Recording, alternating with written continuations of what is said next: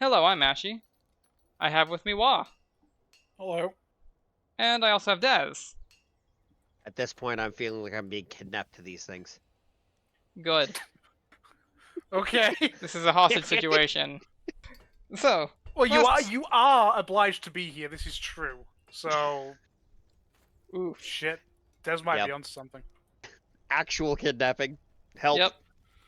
We don't have enough viewers. I'll never get help.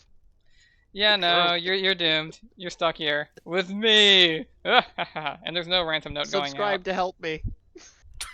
Oh, I see. It's gaslighting them now. Subscribe to help Dez escape.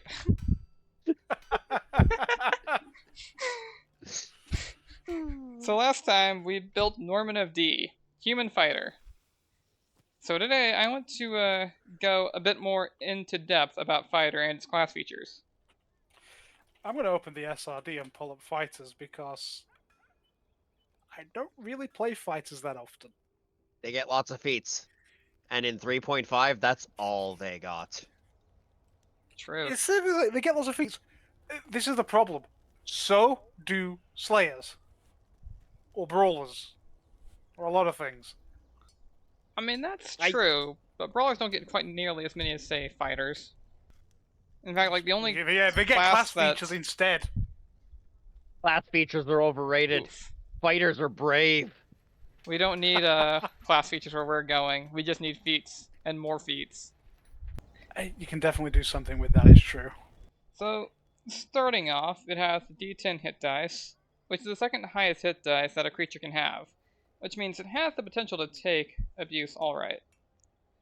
And with a starting wealth of 5d6 times 10, you'll likely be able to afford your starting gear, which will be some manner of weapon and armor, potentially even masterwork armor if you want, and most gear that you could think to need, like a secondary weapon, perhaps in a cheap special material, and or a ranged weapon or a shield. It's a good chunk of starting change, though likely not enough to get you far ahead of the money game. I mean, true, fighter and the starting gold does let you do a sword, a shield, some medium-ish armor, a crossbow, or a longbow, and some ammunition. Like, out of the gate, with the, say you're a human fighter, maybe anti-hero, you have 3 feats, you've got a full suite of gear for any situation. They're pretty good. If Like- you're anti-hero, you have 4 feats. Okay, whatever. That is correct. Whatever. My point is, if you are walking out of the gate as a level 1, 2, or 3 fighter, you're probably the single most versatile combatant on the battlefield. Yeah, they fall off. Fighters aren't the best. Yeah, But you're never going to be disappointed by it. and as far as starting gold goes, you can definitely do far worse. Like, let's bring up Dez's Zen Archer. Oh my Who, god. what's that starting gold? 2d I rolled 6 I'm times 10? I'm pretty sure it might only be 1d6 times 10, but yeah, I have very little gold and wasn't even able to afford a starting weapon. Luckily, the character is still a monk, and even though it is specialized in range, it can still punch pretty hard. I was going to say, it's like, well, you don't have a starting gold on a monk. Good news is, the monk is the weapon. My body is the weapon. Will punch little bit goblins different. for bow. And your Yeah. face is your shield. That was a nice thing that was in the very early stages of the campaign we're playing. A pair of a goblin here is worth, what was it, 5 gold or 10 gold? I think it was like 5 golden ears, so 2 ears would get you 10 gold. And most Yeah, there was goblins definitely- have 2 ears. There was definitely a decent bounty on our very early stages to get some stuff together. To be truthful, though, it did result as when we did attack the place, it's like, yeah, no survivors. Yeah, True. it did result in genocide because we needed that gold. I mean, yeah, it promoted That's some, the like, point! some murder hobo behavior against goblins specifically, It's but not also murder hobo behavior. they're freaking goblins. If there's a goblin plague and there's a bounty out for their ears and they're willing to pay that much money out of their ears, the power that be clearly wants them genociding. We're just doing what they asked. And to be fair, if the goblins didn't want to lose their ears, they shouldn't have attacked Sandpoint. Alright. But you guys went beyond and above what was expected by the base adventure and, like, hit up, like, 3 additional tribes. and of course walked off with their ears. Because the person kept paying. Yeah, don't get a bunch of adventurers and go, we're gonna pay you for every single fucking goblin ear you bring, and then you go, by the way, here's 6 goblin tribes that are local. Of course they're gonna go wipe them all out. I got a great example. Can we feasibly catch them? And then the DM said yes. Alright, I guess they're not fleeing. Ooh. We are Ooh. now on a high seas adventure, even though the book does not expect us to be. Oh man, I felt that one in my DM's soul. DM said yes, so we're doing it. All right, let's get back to fighter. Okay. Money tangent over. Fighters, they only get 2 plus intelligence modifier and skill points each level, so they're not rolling in skills, and they may have very little to like really do with skill points. Like they can't be choosy about their skills. They kind of just stick with which ones they're going to be good at. I mean, 3.5 did kind of solidify Big Dumb Fighter, and it was mostly about the fact that a lot of people dumped intelligence, and then they already had so few skill points. What can you do? I can climb, and next level I'll learn how to swim. Well, despite the fact that for combat expertise and doing various other things, you need 13 intelligence, which is above average. So the fighter really does sort of want to be above averagely smart and tactical. I have always felt that intelligence thing is so stupid. Because they always taught the entire trope is the fact that the person is a complete idiot, but they're a genius at fighting. Yes, but if you actually want to be a genius at fighting, you have to be smart. That sounds like a wisdom thing to me. It should actually be 13 wisdom. I mean, they should have made it like they should have made it either wisdom or intelligence. Like you could do it via brains or just like instinct. Instinct and training, yeah. Maybe they decided that it needed overbalancing. No, So, it's a carryover from 3.5. Gonna say instead of being able to invest in all 3 of your mentals, you gotta kind of like you can't pick wisdom. You gotta either go for that intelligence if you want combat expertise and anything that feeds off of it, or charisma if you want any of those charisma-based feeding off things. The only thing that wisdom's given you is will save. It's the will. Yeah, that's one of the most important fucking saves you have, because if you get mind controlled as the fighter and you're a decently built one, you're gonna go turn around and blend whoever's next to you. It's like what is it people have said? Sure, failing a fortitude save sucks, but then you're just dead. Failing a will save, and now your party is dead. Yeah. That's it. It's like you can dump charisma and give up this. You can dump intelligence. Sure, you've lost your skill points, but there's people to make up for that. No one's really making up for your will save. It's why fucking Jacks keeping a mind blank on Kaflang, because the last thing I want is Kaflang to turn around and systematically kill the entire party, which he is perfectly capable of doing. I think Misery still beats him. But very specifically Misery, I think, can beat him. Oh, the DMPC can beat him. Ooh. Yeah. Yeah, well, I'm very specifically talking about in this... You know what I'm talking about. I'm talking Amala about the has average won this party. fight before. She'll do it again. Yes, got a lot because more June tools would now, absolutely kill the entire party in her campaign.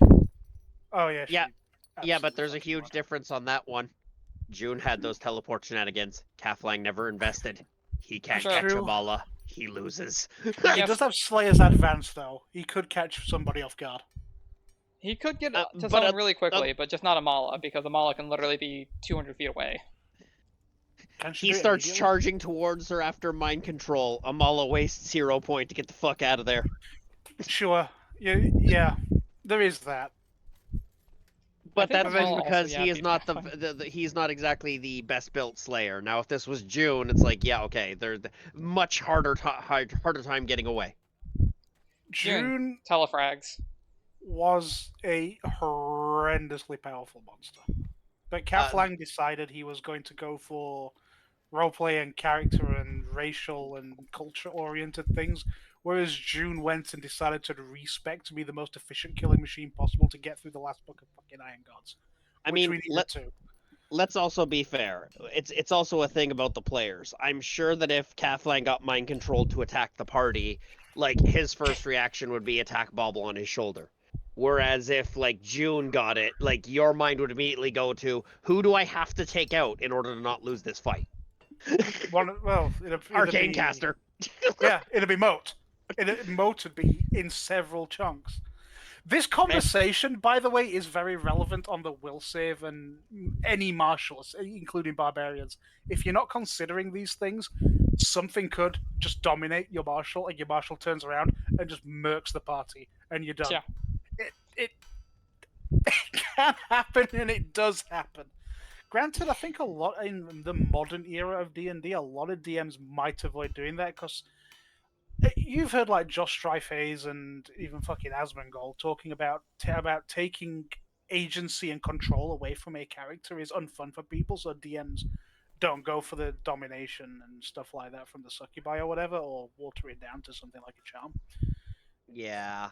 Oh, I'm very specifically talking of a DM who, Well, while nice and working with you, won't hesitate to make everything turn to just chaos and horribleness because that is what the monster would do. I mean, I let's not mean- forget though, like modern D&D also has that other problem, and I believe I recall like Spoonie telling a story about when he chose different spells for these level 1 wizards that were supposed to attack the party and almost killed the party, and they kicked him out of being a DM for the Adventure League because no, you're not supposed to kill players. The players aren't supposed to lose. Those guys had magic missile because that wouldn't have won. It's like, okay. Like modern D&D has kind of been watered down to the point where it's a lot of DMs are afraid to show their teeth. Pause. When was this story? Because I haven't watched Spoonie in 10, 15 years. Oh, this was long ago. I'm pretty sure it was like in 4th ed. Because Oh, 5th ed wasn't a thing yet. But 5th ed is even less deadly than 4th ed. yeah, the revolving door, the yo-yoing from unconscious to 1 hit point, from unconscious to 1 hit point, and it just resets and goes forever is one of the most asinine things I've ever fucking seen. Yeah. Speaking of, fighters have a decent constitution because they're meant to. They can survive going into fairly deep negative hit points compared to something with low con. That's true. So you don't get that. You don't really. I mean, in Pathfinder, unless it's a wizard or something that's gone down, you really don't get the revolving door effect. Because if you're going to pull someone up, the heals you hit them with are really meaty. Breath of They're Life either is gonna be- meaty. Yeah. It's like they're either going to be So you don't really get the meaty or it's revolving going to be door enough to possibly stabilize them. Or the And let's stable. also be Or fair. they're dead. They might Yeah, just have gone they down just might and be died to dead. massive damage. See, for anyone listening to this that's used to 5e, in Pathfinder, you can go as far below 0 as your Constitution score. Once you hit that, you're just dead. There's no death saves. There's no you dead. Shit, how many times have I bleeding killed out phase. Bobble through massive damage? Yeah, I mean the bleeding out though. That's like if you're below 0, and then every turn you're making a save to see if your body just stops bleeding out. Yeah. That said, that is the general rule, not the. There is exceptions to that. There's stuff on Alchemist and racials for like lingering spirit and stuff. It's why Lucius /Erad had like negative 200 hit points or something. Yeah, his negative health bar was longer than his actual health bar, and That he was was the stronger in stupid negatives. build. In 3rd edition or 3.5, I had this. There was this one spell that it's like while you had it active, you did not die from hit point damage, just period. That's But it was supposed regeneration, to, isn't it? but it was supposed to be like a rounds per level spell. But then like they actually had the persistent spell, which was the enhanced form of extended spell, which could actually just make a spell last 24 hours. So I had a favored soul who took Die Hard. Everybody was laughing until I slapped that on them, and they're just looking like, oh, so now unless something alternate happens, like a disintegrate, you actually just don't go down. Like, yeah, I just keep fighting. If we're fighting an army of physical dudes, they can't kill me.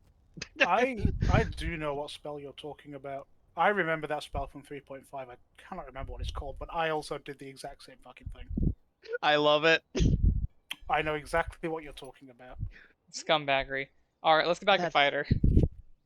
Yeah. Man, this video is absolutely This is why Not why I about knew this fighters video was at going to be a all. two-parter. This is why I knew All the of video was our going to be a videos. two-parter. Because our we have videos, not come even on. gotten through talking about class guild yet. All right, so Speaking Fighters of get like which, 3 of them. they get a Speaking couple. of They which- get climb. They get climb, which is strength based. They're good at it. They get craft, which is int based. They're probably not good at it. They get handle animal, which is charisma based. They're probably not good at that. Intimidate, charisma based. You're probably not very good at that, unless you get that thing that lets you add strength to your intimidate. you mean intimidating Charisma prowess? You could get intimidating prowess, so they could be very scary, despite being as charismatic as some people I know. Knowledge, dungeoneering, intelligence. fired. Knowledge, engineering. Yeah. They get a profession of their choice. They get ride, dexterity. Might be good at it. Survival, wisdom. They might be good at it. And swim, strength. They're probably good at it. They're gonna Yep. be terrible at it though, because eventually, like, armor check Armor. penalty and that heavy armor doubled check penalty. It's like, oh yes, minus 16 because I'm wearing full plate. All right, It's- never mind. Fighters basically don't get basically don't get credit. Wow. You know what? Forget it. DM, you could do this. I'm here, having here. a hard Alright. time talking. Pick So- climb and tell the rest of your party to do the rest of the stuff. Yeah. So, climb and swim are both movement options. They're not bad to consider investment in. They might not come up or often or even at all, but they do feel worthwhile when they do. I've personally seen them a good bit in traversal or shortcutting pain in the ass routes. And yeah, like, while armor check penalty is a consideration, you do get an ability later on that does help to reduce that and makes it less of a pain in the ass. Intimidate is a social skill. It can get you what you want, but whoever the target was will like you even less the next time you see them. It also has combat utility for demoralizing enemies and making them generally worse at basically everything for a short period of time. Dungeoneering It does and play into. Sorry? I was going to say it does play into your shatter defenses, dazzling display, things like that. There are AoE intimidate effects that will start compounding if you build into it. Like, you can go a charismatic fighter bro who uses their charisma as another weapon they have. It's a thing you can do. You're probably not going to be getting much of it done on the low point buy scale. If you're rolling for stats and you get a decent array that you can afford to put some big numbers in mental stats, you're kind of good to go. You could do that and be a really good party-wide just debuffer on top of being a decent martial as well. You get enough feats to do it. You're a fighter. But a lot of the things you can do that is alternative to fighting, you need to have a good array, or you need a high point buy. Because if you're using basic standard arrays for point buying, like in any edition, they don't give you much wiggle room to do lots of things or multiple things very well.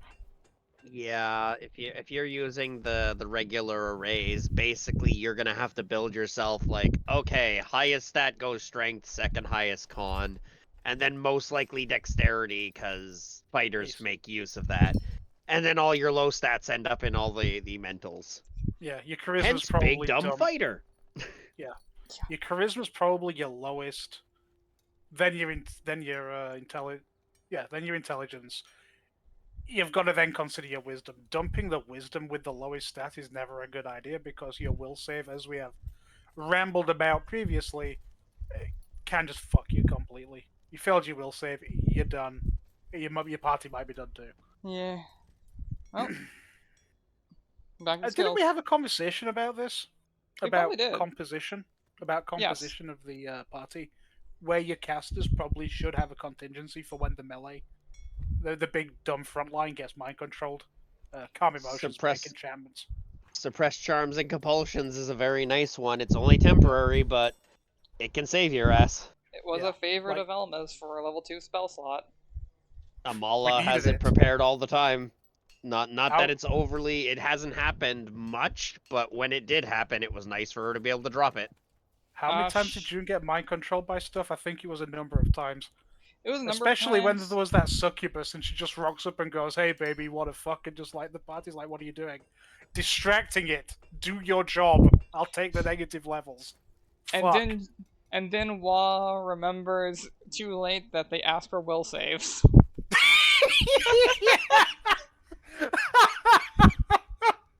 Oh It's like, no. I'll deal with this. Make a will save. Oh no! When it's like, I'm okay, a we've dealt with genius. everything Oh else, time to no. peel off the succubus. Here, take some negative energy damage. Fuck off, Thought. I mean, it worked. I won the war of attrition where she was satisfied and I wasn't dead. June was tough enough to sustain it. Came out crawling, looking like a shriveled husk, but But alive. I'm alive.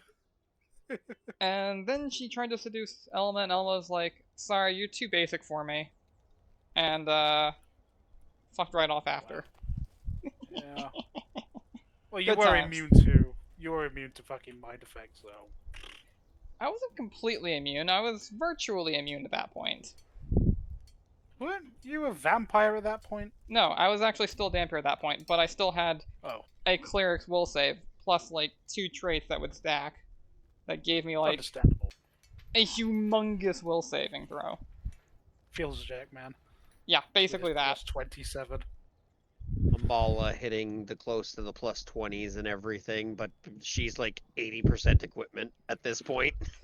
We haven't even got into the class features of fighter yet. Nope, we Yep. haven't. At level So- 2, they get bravery +1. It's +1 against I'm fear still covering effects. skills, nerd. Well, Yep. I'm interjecting bravery, so now we can No. skip it. Nope. Dungeoneering and engineering. They are both knowledge skills. Dungeoneering will likely be more commonly used to identify aberrations and ooze creatures.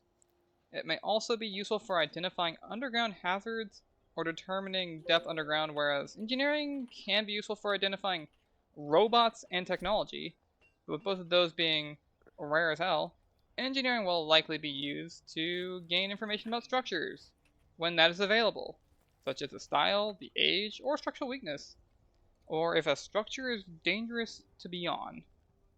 Be a master know- of knowledge engineering and ask your DM for all the style age of every structure you run into. Make them hate Oh, yeah. you. There Make them well, suffer. wasn't that a thing in Order of the Stick where what's his face, the fighter was like, haha, I have K engineering and brings down the stonework on top of the orc he was stealing.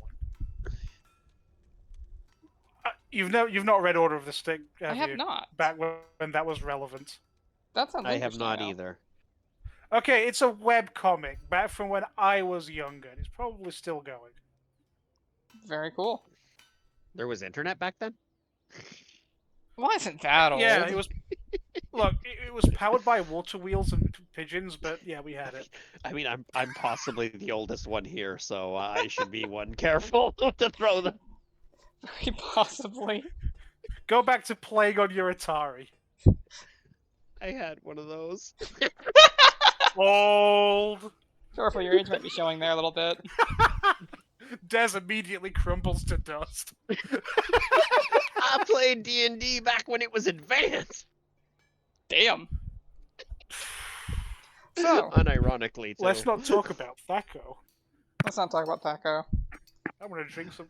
I said I was gonna drink some water. No, I'm not. My cup's empty. Survival Right, we need being to get this video done so I can get a drink. Survival being a skill is used for hunting, tracking, and generally surviving out in the wild. It's a valid choice. It may increase in value if the DM running the game is a stickler for running survival rules and tracks player food. Things that I Yeah, find to but be a it's hassle. only DC 10 to feed yourself. And Yeah. like two extra DC to feed others. Eventually you hit the point where it's like I take 10 and everybody has lunch. I mean, that's true. You do get to a point where your survival skill, unless you are in the most utterly inhospitable, lifeless place, you don't Area- actually need rations. because- Hell, even at level 1, you might not need rations. Somebody Sure. might just have a decent survival. The Wisdom Caster probably just has a decent survival. And purify food and drink.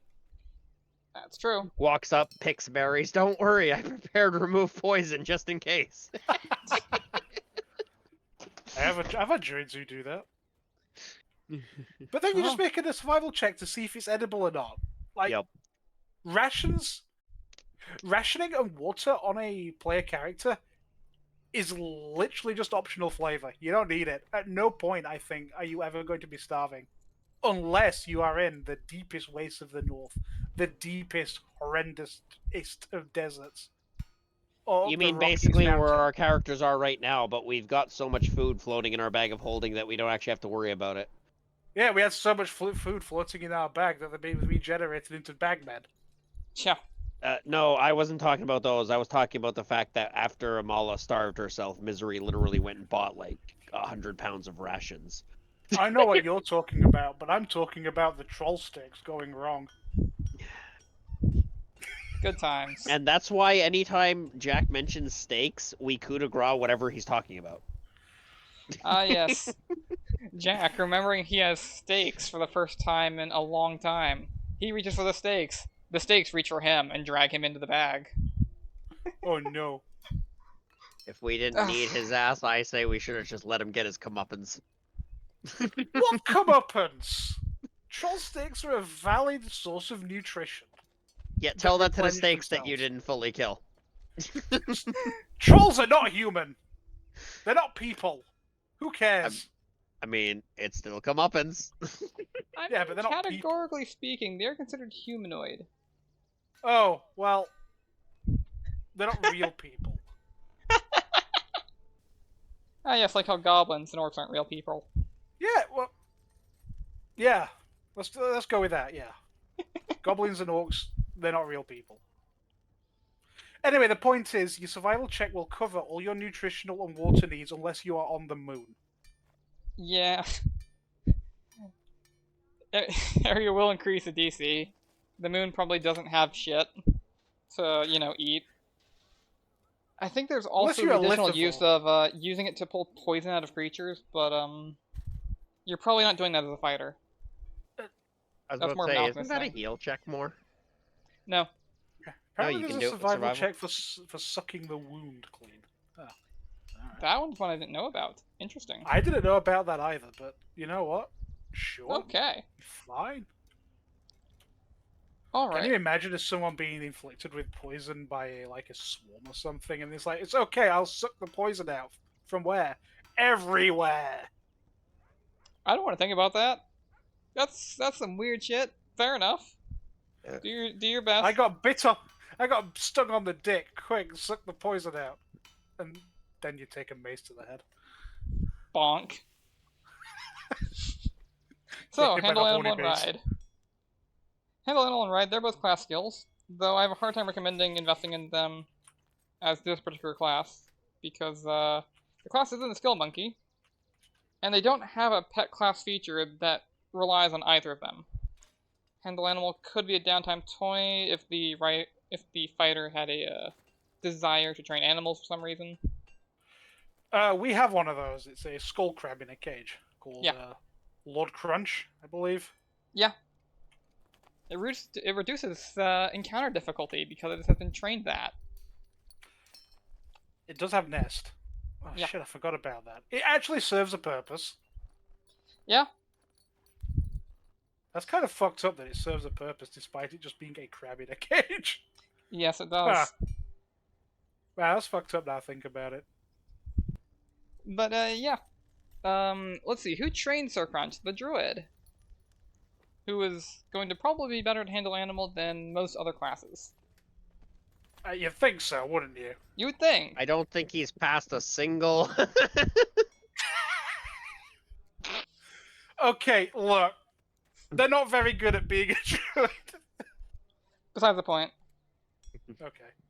So, craft and profession, they're also both mostly just downtime toys. They can allow the fighter to get their hands on some things for cheaper, if the fighter chooses to craft them, but the time investment required makes mundane crafting unpleasant to interact with as a system. They can alternately use these things for downtime to make small amounts of coin if the fighter doesn't have anything better to do with their downtime. There is something to be said for weapon crafting, but it's very specifically in the ammunition range. If you are somewhere where you cannot get more ammunition, you might... Well, you would have if you have invested in the skill to be able to create your own ammunition. Oh yeah, fletching And arrows again, is not a bad is idea. that also survival? No, There's crossbows like is the bow and thing. arrows and stuff. Yeah, Okay, crossbows. so yeah. I think you may arrows be in fall a under craft situation- bows, and I think bolts for crossbows actually falls under craft weapons for some reason. Here's the thing, though. Craft might not be relevant here either, because let's say that you've decided to do the smart thing and have a little bit higher wisdom. You would then go profession. I mean, either or. I mean, just for this very specific niche case of like, what would you use craft for on a fighter? And it's probably going to be ammunition in a really shitty place. But then Possibly, you'd yeah. go profession instead, because it's just probably more useful. Because Profession you've just Fletcher? pointed out. Yeah, exactly, because then you do bolts as well. Profession rolls in everything under that umbrella versus craft, which has very specific categories. Yeah. Wow, craft is just such a shit skill, just go profession. I mean, craft has its uses Unless you're in in use based. cases. Unless you're in based. Or craft alchemy. That's It's also harder to argue craft than profession for doing anything. Because technically profession needs a DM to sign off on its usages. A stupid line, but technically speaking, profession isn't necessarily a crafting skill. Even though it realistically should be. My profession is shoemaker. Ah. But you don't have craft shoes. Right? And as a reminder, you can invest in other skills if you desire to. You just won't get that first time bonus doing so. That's true. Let's say it though. If you do somehow, like if you invest in something and then later on it becomes a class skill, you will get that first time bonus. Absolutely. It is retroactive, the +3. And we can mention, I suppose, that a lot of the skills you can get as a class skill by taking a specific trait. You know, if you just wanted specific things as class skills that you don't normally get. They might kick in as a prestige as well. True. Or just multi-class into rogue and get most of the list. And skill points for a level. I mean, here's the thing. A fighter? Rogues and fighter occupies an interesting space because one of the best things you can do building a rogue is multi-class level. Is just start level 1 as a fighter or multi-class at level 2. And if you're a fighter, one of the best things you can do is multi into rogue. Red dip. This sounds like Slayer propaganda. I'll just be a slayer. Shit. I'm on your shit, Wah. We're talking about fighter, not Slayer this time. I don't know. I absolutely maintain that one of the better things you can do is multi into those things. Probably. I mean, like, it doesn't hurt. And the only time that hitting those, like, the biggest downside about the multi-class thing is literally just delaying any of your actual class progression. But fighter doesn't get a whole lot to begin with. As far as class features go, it's mostly just the feats. Let's actually talk about this chart up here. So let's talk about this chart. It shows at what level a fighter gets whatever bonuses and which abilities.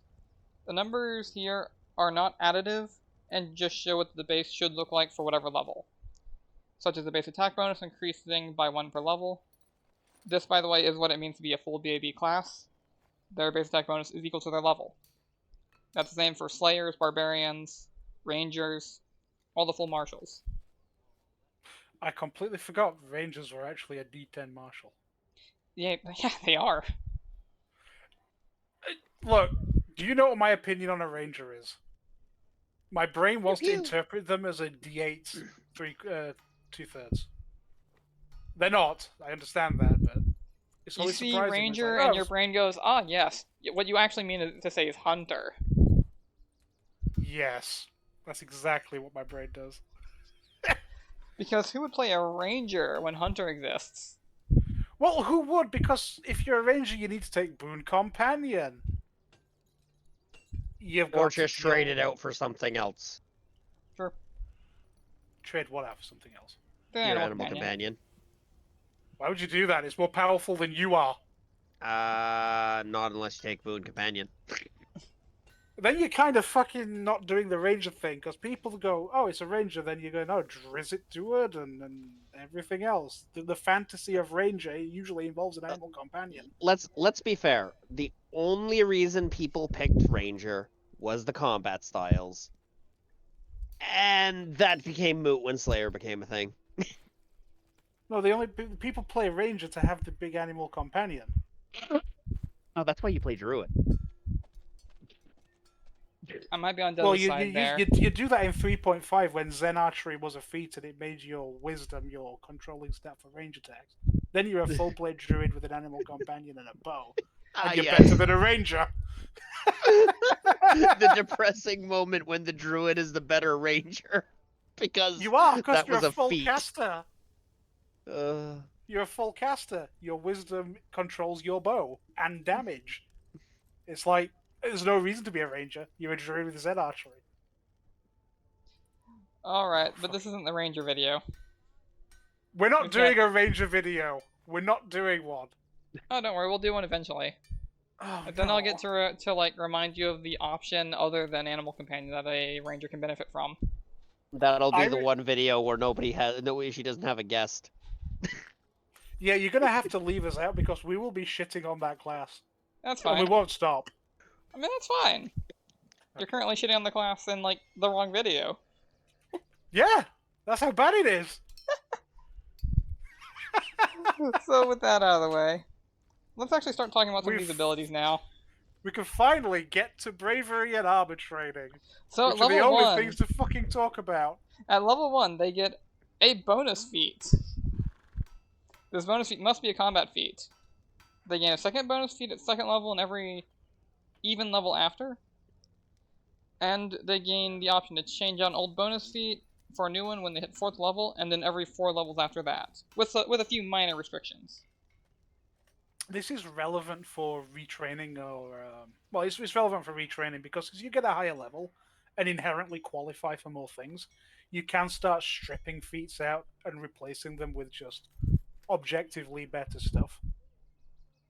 Or you've discovered that you can bypass a bunch of feat taxes with shit like dirty fighting and save yourself 2 or 3 feats. I mean, true. At least 2 feats, because you won't need improved unarmed strike or combat expertise. And you won't need 13 intelligence for them either. Or 13 dex, for that matter. Yeah, it's just, yeah, I can do a swap out now instead of having to spend money and do downtime. Especially in a campaign where there's very little downtime. Sometimes you're on a time crunch. Yeah. Oh shoot, let's delay talking about bravery real quick and mention these proficiencies, because fighters get good proficiencies. They do get good proficiencies. It's all basically simple. Everything that's not exotic. All martial, all armor, and shields, including tower shields. And including tower shields is a fun line, because while there's a lot of classes that get shield proficiency, most of them exclude tower shield. Tower shield does seem to be the exotic proficiency of shields, and it's hyper-specific to that class of shield. It kind of is. It's also like the shield with the most text about how it functions. In fact, it has like probably about as much text about how it functions as pretty much all the other shields combined. Not all of it's good. Which is why builds that build around Tower Shield typically find some way of circumventing their downsides. I mean, there was that prestige class, the Armiga, that let you do Tower Shield Brace, that let you use a Tower Shield with a polearm or a crossbow. It's third party. Just to preface that, but it does enable you to actually do very decent things. I mean, there's one of the things that the DM did something with it, where one of the honor guard for one of the nobles years ago in one of his homebrew campaigns was a bunch of multi-class Darvigas. It was a Tetsudo of tower shields, basically giving them all-around cover. But it was also bristling with a layer of polearms, and behind them crossbows. They all had the teamwork feats for shield walls, so it was something like an 80 AC cube of stab and shoot. It was quite nuts. A cube of don't interact with me. Yeah, pretty much. Hey, were they still susceptible to fireball? Well, no, because Armiga's got to do that thing with their armor where they reduce AoE damage by half and then they make their saves. Because they also had the teamwork feats for covering each other with their saves. Ah. So they were effectively immune to fireballs and AoEs as well. That DM was a dickhead. That's funny. It was Z. It was Z, of course it was. What a dickhead.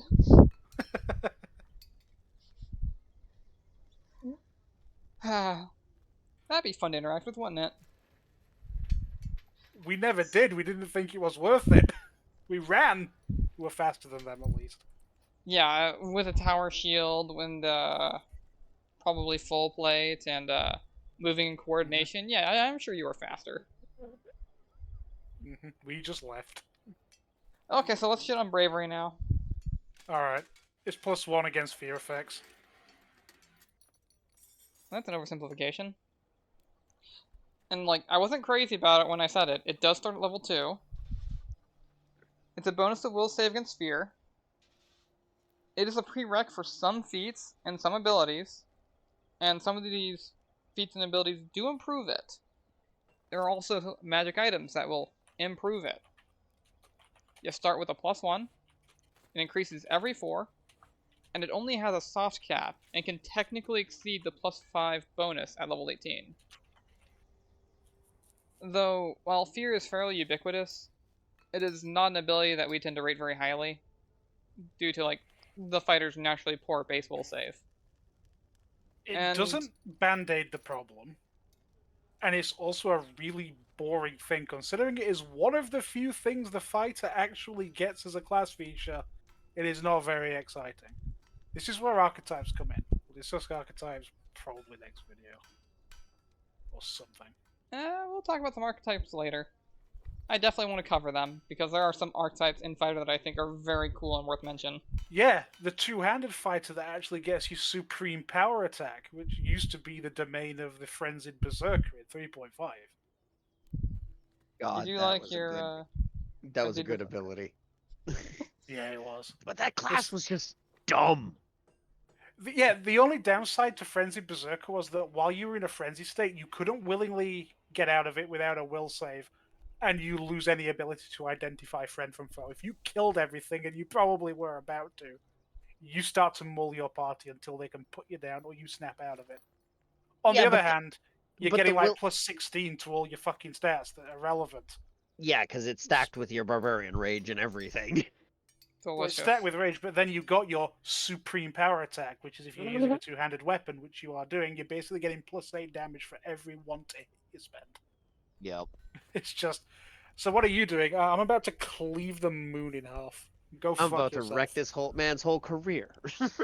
And then your career, and then your career, and then my friend's career, and then my own career. As you do. Basically, it's me on an alcoholic binge while I'm depressed. I'm just about to ruin everything, and then my own life. Oof. That was grim. So anyways, we don't feel too bad about losing bravery when we swap it out with literally any archetype that we decide we want to play with. I recommend getting an archetype that swaps it out. You'll be a lot happier. We'll see if that tune possibly starts to shift. Look, unless I can get straight up immunity to fear and multiple effects, then no, my tune will not change. We'll see. I'll just grin, smile a little bit, Okay. and Fine. let's move on to armor training. Actually, good. So at level 3, the fighter gets armor training, and it does basically 3 things. It reduces the armor check penalty by 1, which makes it easier to do strength and dexterity based skills in armor. It increases the maximum dexterity allowed by 1, which means more dexterity can be applied to your AC while wearing armor. It makes you more mobile in armor, such that medium armor doesn't slow down your movement anymore. And at 7th level, heavy armor no longer slows you down either. Every 4 levels, the reduction to the armor check penalty and the increase to max dexterity bonus also increases to like a cap of like 4. So they increase by 1, up to 4. Alternatively, at 7, instead of taking those increases, you can take advanced armor trainings at those levels. More on those later. At 5th level, the fighter will gain weapon training. This is kind of your like other kind of bread and butter ability that kind of makes you a fighter. You select a weapon training group. Let me go open these now. Weapon training is also one of those things that is very boring, but it is deceptively good. Yeah. Because there's not a lot of things in this game that really does trump stacking static flat bonuses, just guaranteeing damage. The only thing that I value higher than that is a size increases. But you're a fighter, so you can probably do that as well. Lead blades, size increases from your arcane or your divine casters. It does just turn your weapon into a d8, then 2d6 and 3d6 or 3d8, and go as high as you can stack it. Then you got your weapon training, which is a bunch of flat damage on the end. Your full bab, you get multiple iteratives after 6. If you're into weapon fighting, you can do crazier stuff, and you will just maul something. And there's very little they can do about it because you've got so much. You're rolling a bucket of dice, and you've got a bunch of flat damage on the end of it. It's the thing with a fighter. You're vanilla. You're vanilla ice cream. You kill thing good. But they're kind of fucking boring. It's fighter's What's job. really fun is if you're a human fighter, you know, the most vanilla and boring of them all. Well, you can go into the martial mastery tree on human, and then you just get like all of your feats that are supposed to work for a single weapon just work for that weapon's whole category. So you want to be a halberd master, but then also later on want to take advantage of some reach weaponry. Well, since they're all in the polearm category, imagine just all of that counting. True. So, before continuing about these weapon groups real quick, I just want to point out this one easily missed rule that's at the very end before it starts explaining out the groups. GMs may add other weapons to these groups or add entirely new groups. That's kind of dandy because there are a few weapons that just don't have a grouping because of when they came out or what supplements they came out in. What are we talking? Like what? Give me an example. Wasn't War Razor the one that didn't have a group or something? I think War Razor is a group. I know that I encountered an exotic weapon scrolling through. It was some manner of spear, but it was not part of the spears group. Oh yeah, that one spear that we were looking at. Yeah. There are examples of weapons that they just don't have weapon grouping. Now, while I won't necessarily recommend adding weapons to groups if you don't need to, if a player that specifically fires wanting to use some of these weird weapons, consider it. Consider it. It won't break the game for a weapon to have a base function that a weapon should have, which is a fighting group. And creating entirely new groups, definitely something you could do. It probably won't break the game either. What I can definitely say is I don't recommend removing anything from a group. No, Don't do that. Add stuff and increase the versatility. Don't reduce it because in this situation where you are fucking with groups and adding versatility or doing whatever you're doing, it's only ever going to affect that fighter. And fighters being so vanilla and straightforward as they are, very little they're ever going to do will break your game and make it go, well, if I change this for this, this will happen. And that's not going to happen with a fighter, period. They're so goddamn vanilla, they're safe to mess with and give players stuff. It's like the range is also like this. You can give them all the free stuff in the universe and they're still a bad class. So if someone's got a ranger, they might appreciate the help. If they've got a fighter, they might appreciate the help. So, I'm going to read out the very specific weapon groups. I'm not going to read the weapons in them. If you're interested in which weapons are in what group, you can pause the video and give them a read. But the groups are axes, heavy blades, light blades, bows, close weapons, crossbows, double weapons, firearms, flails, hammers, monk weapons, natural weapons, polearms, siege engines, spears, thrown weapons, and tribal weapons. The fuck's a tribal weapon? Oh. I didn't know that was a weapon group. Club, daggers, great club, hand axe, heavy shield, light short spear, spear, throwing axe, unarmed strike. Is It's tribal basically just a simple weapons group then? it's not all simple weapons, but it is a group full of mostly simple weapons. Okay. That is a strange weapon group, but okay. I don't know why it exists, but it exists. I guess in one of the books there's actually a tribe. Like, you know, in the Mwangi Expanse, that are just the Ugachaka Ungabunga type. Or Neanderthals up in the north. I'm sure there's a reason for it. I mean, possibly. As a player, you go, Possibly. but why though? I don't know, we'll blame goblins. We'll blame goblins and call it good. Now, Sure. let's talk about what the weapon training class feature will actually do for you when you pick a group. They'll give weapons of that group a +1 to hit and damage. Every 4 levels, they get to pick up another group and gain that bonus. And the previous group will gain an additional +1 to hit and damage. And like the previous class feature that we discussed, being the armor training, instead of taking the additional groups, you can take an advanced armor training. More on those in a bit as well. You know, actually, that is a good point. It's up there with Slayer's Study Target. There is that whole idea of bounded accuracy, and if something has really abnormally high AC, anybody's going to have an issue with it. Yeah. Slayers and Fighters say no. That +1 to hit and damage through weapon training being like a double down on weapon focus. Yeah. You're probably hitting it. It's like, oh, his AC is too high to do this. Look, even his touch is that high. We're having a hard time using raise spells. And then the fighter just goes and beats the ever-living shit out of them. Yeah, with whatever their favorite weapon is. NPC monks, monster monks, could probably occupy that area. Actually. True. Then again, they might also just beat the shit out of the fighter because they're better. Especially if they're an NPC monk. Yeah. That is a concern whenever you throw monk on a monster.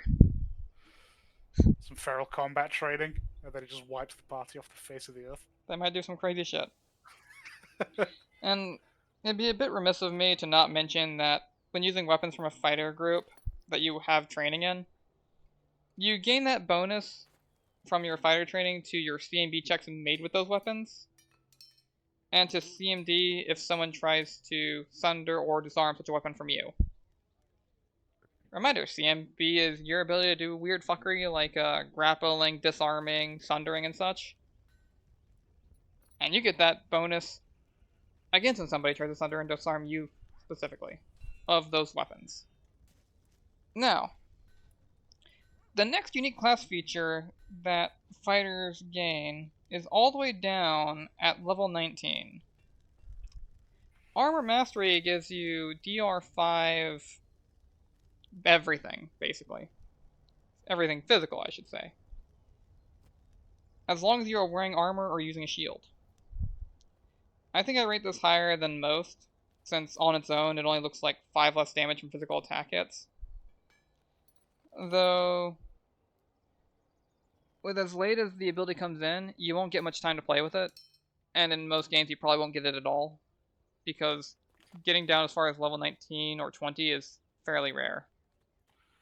I mean, not only that, at level 19, things are going to be brute forcing their way through it, because you're not really in this situation where it goes, well, cumulatively, this DR will save me from an attack's worth of damage, say every 4 hits, or maybe even completely negate a hit from an arrow or a goblin's dagger. You're at a point where you're taking 70, 80 damage, and that the value of it is so obscenely low at that kind of level. I mean, it's very rare creatures, even at that level, will do 70, 80 damage a hit, though, when it's, like, hitting multiple times. That's likely just a single Vital Strike. Though upwards of 30 each hit, pretty cozy, very likely. We have been in situations where something has been doing that kind of damage, especially in Iron Gods. It's happened, I'm not... Yeah, it's definitely possible. I suppose that's an extreme case. Yeah, you're right. But yeah. My point is, if you're taking 30, 40 damage on something blinding you, you might have just fallen over dead anyway. Did it stop doing anything? I mean, At that level, it's too low to really save you. we're also Yes, talking you're gonna about a say- fighter who might have high enough AC that the last attack or last two attacks might just whiff. I mean, yeah, but we've also in this sort of system, if something is designed to hit you, it will hit you. Probably, yeah. Yeah. Very likely. Eventually, you hit the point that AC isn't as useful, and you're looking into alternate ways like displacement of defending yourself. Des, you sound like you need to clear your throat. Yes. The fucking gargle kicked in real hard. Sorry about that. Oh man, let me work on my Dying. gargle voice. Sorry. Alright. Just dying. So I guess we can move on to the capstone ability. At 20, fighter has a capstone ability. Does it? Oh, it does. Yeah. Weapon mastery. The hell? It lets a fighter What is choose one weapon type. And that weapon automatically confirms crits and increases crit multiplier it's by choose one +1. weapon, not weapon type. One weapon. Yeah, I'm referring specifically to longsword, crossbow light, or hell, scythe. Scythe's a good example. Right. Okay, I understand. Not I weapon thought you were training group. Right. I thought you meant like you were talking about naming this one longsword in particular versus longswords in general. I misunderstood what you said. Yeah, no. I wanted to avoid the naming one weapon. Ah, yes. Very specifically, my longsword of major ass kickery gets an increase to its critical multiplier. But if I wielded the flame tongue longsword over here, I wouldn't get that benefit. No, it applies to both longswords. Does weapon master prestige exist in Pathfinder? It's kind of a fun and explosive ability. But fighter also has an alternate capstone. Should you, reach this vaunted level of 20 of pure fighter, you could take Veteran of Endless War instead. It increases armor training and weapon training values by +2 each. It could be a preferred option for a fighter if they don't want to tie themselves down to a specific weapon, and would rather play sort of a master of many weapons. Not only that, you could be wearing some decently and extremely heavy armor and be wearing it like it was absolutely nothing at all. You could Ned Flanders some full play with that additional +2, I think. Probably could, yeah. Especially if it's material with like Mithril or something. So, and now that we've gone through the basic abilities that a fighter gets, to include both of the fighter-specific capstones, let's now actually start breaking into some of these armor and weapon trainings. So, adaptable training. It's an advanced armor training, and what it does is it lets you pick a skill from the list: acrobatic, climb, disguise, escape artist, intimidate, knowledge engineering, proficient soldier, ride, or swim. And instead of using your skill ranks in those skills, you just use your total base attack bonus in place of those ranks. So, let's say you chose intimidate. Well, you'll always be as intimidating as you can be, because instead of using skill ranks, you're just using your base attack bonus, which will always equal your level as a fighter. And as an added little bonus, any skill ranks that you have assigned in those skills, you can immediately just move to other skills.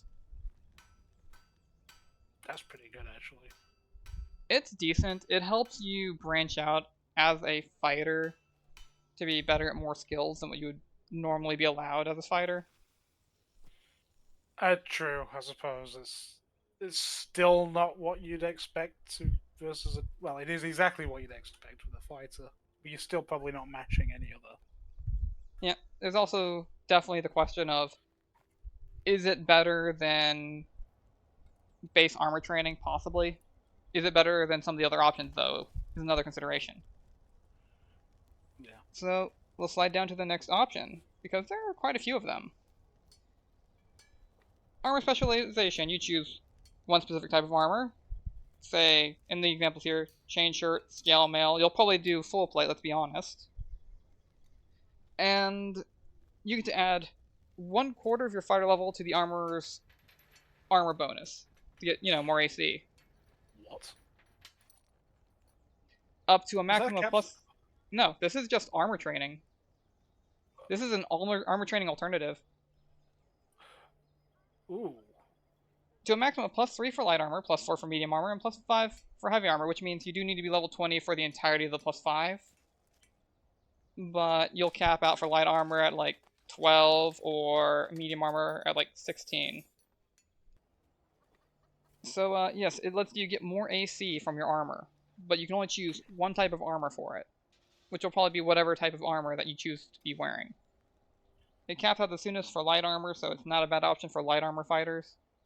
I was gonna say you could probably do something degenerate on a Dex fighter using this. Possibly, yes. It's an option that can be taken multiple times, like the previous. But each time you take it, it applies to a different type of armor. Honestly, this is a pretty good one, probably. It lets you get more AC. Like that's +3 up to +5 AC that most classes are never touching. They don't have that source. I mean, if you're doing a heavy armor, that's just the equivalent of having yet another ring of, effectively a ring of protection or an amulet of natural armor +5 built into you. Very possibly, but reaching level 20 hard. But you'll definitely get +4 at level 15 at least. Yeah, sure. Or +4 at level 16. Yeah. So Armored Confidence, it's for Intimidate. You get a bonus based on the type of armor you're wearing. Sword 7 level boosts every 4 levels after to a maximum of +419. And you get to add half that bonus to a DC of Intimidate checks to demoralize you, making you harder to intimidate. Doesn't happen the most often, but it'll probably feel nice if something decides to intimidate you, because you don't want those -2s if you don't have to have them. And if you happen to be an intimidating fucker, it does help you min-max a little bit more. Your full plate suddenly giving you like a +3 to intimidate. Yeah, it does start pushing the logical extreme of whatever the hell you're doing, which is how I tend to play. I think a lot of people do that, I'm sure. I noticed the Armored Master giving you Armor Mastery feat or Shield Mastery feat as a bonus feat. That Armor Master's actually... That thing there is good. Armor Master's good, but let's talk about Armor Juggernaut, and then we'll talk about how good Armor Master is. Armor Juggernaut is basically just DR. You gain scaling DR. For light armor, it caps out at DR1, medium DR2, and for heavy armor, DR3, predictably. At 19th level, if you get Armor Mastery, it goes up by +5, which brings it to DR8, and it'll stack with Adamantine, so if you have Adamantine full plate at level 19, you now have DR11. That is actually very significant. That is a level of unbypassable physical damage reduction, which is very impressive. Like the only other thing I can think of that gets quite that high would be Invulnerable Rager. Invulnerable Rager does get pretty high. I had this goofy Invulnerable Rager Stalwart build that involved getting like the damage reduction to like 20 or almost 30. And then you have insane levels of damage reduction, so you just kind of stop taking damage from most sources. See, the thing is, it dramatically lowers your hit, but then you just counter that with using all of those things that just trade your AC for hit, because you no longer care about getting hit. Yeah, my AC is really, really low, but I'm gonna shrug off your fucking cannon that just shot me in the chest. Yeah. That's a good idea. I like that. Yep. I mean, yeah, that barbarian does get more DR than this fighter probably will, but yeah, DR11, like, dude over here with DR10, like, last encounter, dude got hit by like 4 or 5 arrows, so it took like 40 to 50 less damage. That's like half the hit pool probably saved from just having DR10. Yes. Oh, I used to explain that to my friend, like, whenever he'd pick a race with even just DR5, and I said, look at it this way. Every point that gets negated by your damage reduction, even if you go down in a fight, that's that many points that didn't get divided amongst the rest of the party after you went down. Because you would have went down that much faster. That's kind of why I actually rate the DR5 that you get at level 19 with some respect, because A, it stacks with this bullshit, and B. Well, it's stacked, so now it's a significant number versus an insignificant number that gets brute forced. It's kind of hard to brute force when you start getting double digits. I mean, it's When easy you're to brute force, but it means a lot more. what Yeah. was it from Sword Art Online Unabridged? My numbers are bigger than yours. Well, okay. Fuck. We're looking at this as an effective HP thing. We're talking about DR5 on a hit that's going to do 30 damage to you. It takes 6 hits for you to have mitigated a hit's worth of damage. If it's now DR11, you've basically increased your HP pool by a significant percent. You've knocked Yeah. 30% damage off of each incoming attack. Now it's Yes, 3 hits, not 6 hits, where it becomes relevant. it becomes a much bigger deal. Yeah. My point is, low numbers of DR is kind of whatever. Big numbers good. Unless you're getting it at like really low level, yeah, low numbers kinda. They won't Like- save you, but they're not completely irrelevant.